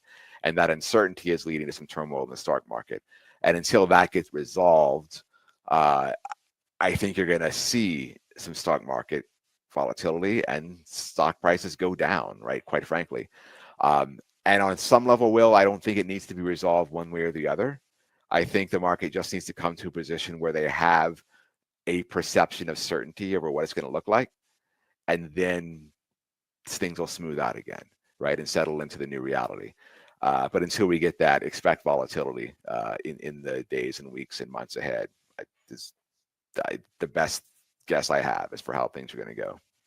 Yeah, I can't argue with that. I mean, you have to remember, tariffs are basically a tax. But, my personal feeling, and this is just my opinion, I think it's a negotiating tactic. I think that's why you see so much volatility. The tariffs are on, then they're off, then they're on again. And I think if the Trump administration was intending to impose a tariff, they just impose a tariff, and that would be that. And well, and that would at least end the uncertainty in a very rapid way. I don't think so. I'm guessing the tariffs won't be as bad as as some of these percentages might imply they are. But yeah, to Toby's point, I think this uncertainty has just been a killer for the market because almost every business nowadays depends on international trade at some level. So there's very few businesses that are not affected by this. So I think that complicates it too. So I think we'll just have to see how it plays out. Yeah. But if you have some of these stock prices come down, that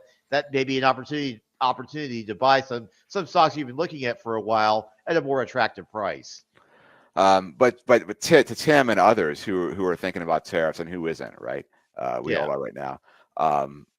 You know what happens with market uncertainty and volatility, Will? Option premiums tend to go up. If you're looking for, which is good for sellers of options, for sellers of puts, for sellers of covered calls, right? So if potentially, I don't know how many of our viewers use options or think about it. I do in my own investing. But if you're looking for, well, is there good news? How can I take advantage of volatility? Maybe that's a way. It does create some risk, obviously. And we have a service that helps people, that guide people through that if you're interested in that. But that is one potential bright spot for some investors, for options users. More volatility equals more premiums, and maybe that's, you can have a silver lining over what's happening now. So there is that. So we have about 3 minutes left. I mean, I saw this question from Ron Stroya, I believe it was, a while back. Let me put that up. It's about innovative industrial properties. It's a cannabis REIT. They rent space to cannabis growers. I've been invested in it for a while. I was very happy with it at one point, but it's had its struggles. So Ron Stroya asked, it was to someone else, but I'll take it. What is your take on the IIPR REIT? Well, IIPR is the symbol for innovative industrial. The business and sustainability of the dividend. Well, for those of you who follow or don't follow IIP, they, like I said, they rent space for growing to cannabis companies. They've had some trouble because a client that was about 17% of their revenue just suddenly defaulted, so they had to renegotiate with that client. I think they let the client out of two of the properties they were renting, or the rent for the obligation for that in exchange for more a higher deposit. I will say that they've been adept at dealing with situations like that, but when one client does it, that's 17%. That is a little bit intimidating. I don't know where the dividend's going to go. It's at dividends at about 10% or just a little over 10% right now. So that's very impressive. And believe it or not, they can actually pay it. They earned about $230 million in funds from operations income. The dividends costing them about $214 million right now. So, and they have increased it every year since 2017. So, I imagine they want to keep that increase streak going. So that does provide some hope that it might recover. Like I said, they had trouble with some of their clients a couple of years ago. That crashed the stock price for a time. It did partially recover as they either made deals with some of these clients, or they just kicked them out, sold the property, or quickly found a new tenant for the property. But they've always been profitable because they're on the real estate side of the business. They're not trying to grow cannabis. Growing cannabis, if for anyone who's followed that, those companies have typically suffered because it's really easy to flood the market with cannabis. So I think that factor alone, I think, has really hurt the growth story of cannabis companies. But like I said, I was intrigued by this company since it wasn't technically a cannabis company. It was merely a company that rented property to them. So it was something that could give investors profits and give investors dividends, and it has been quite successful at doing that historically. Right now, I think it has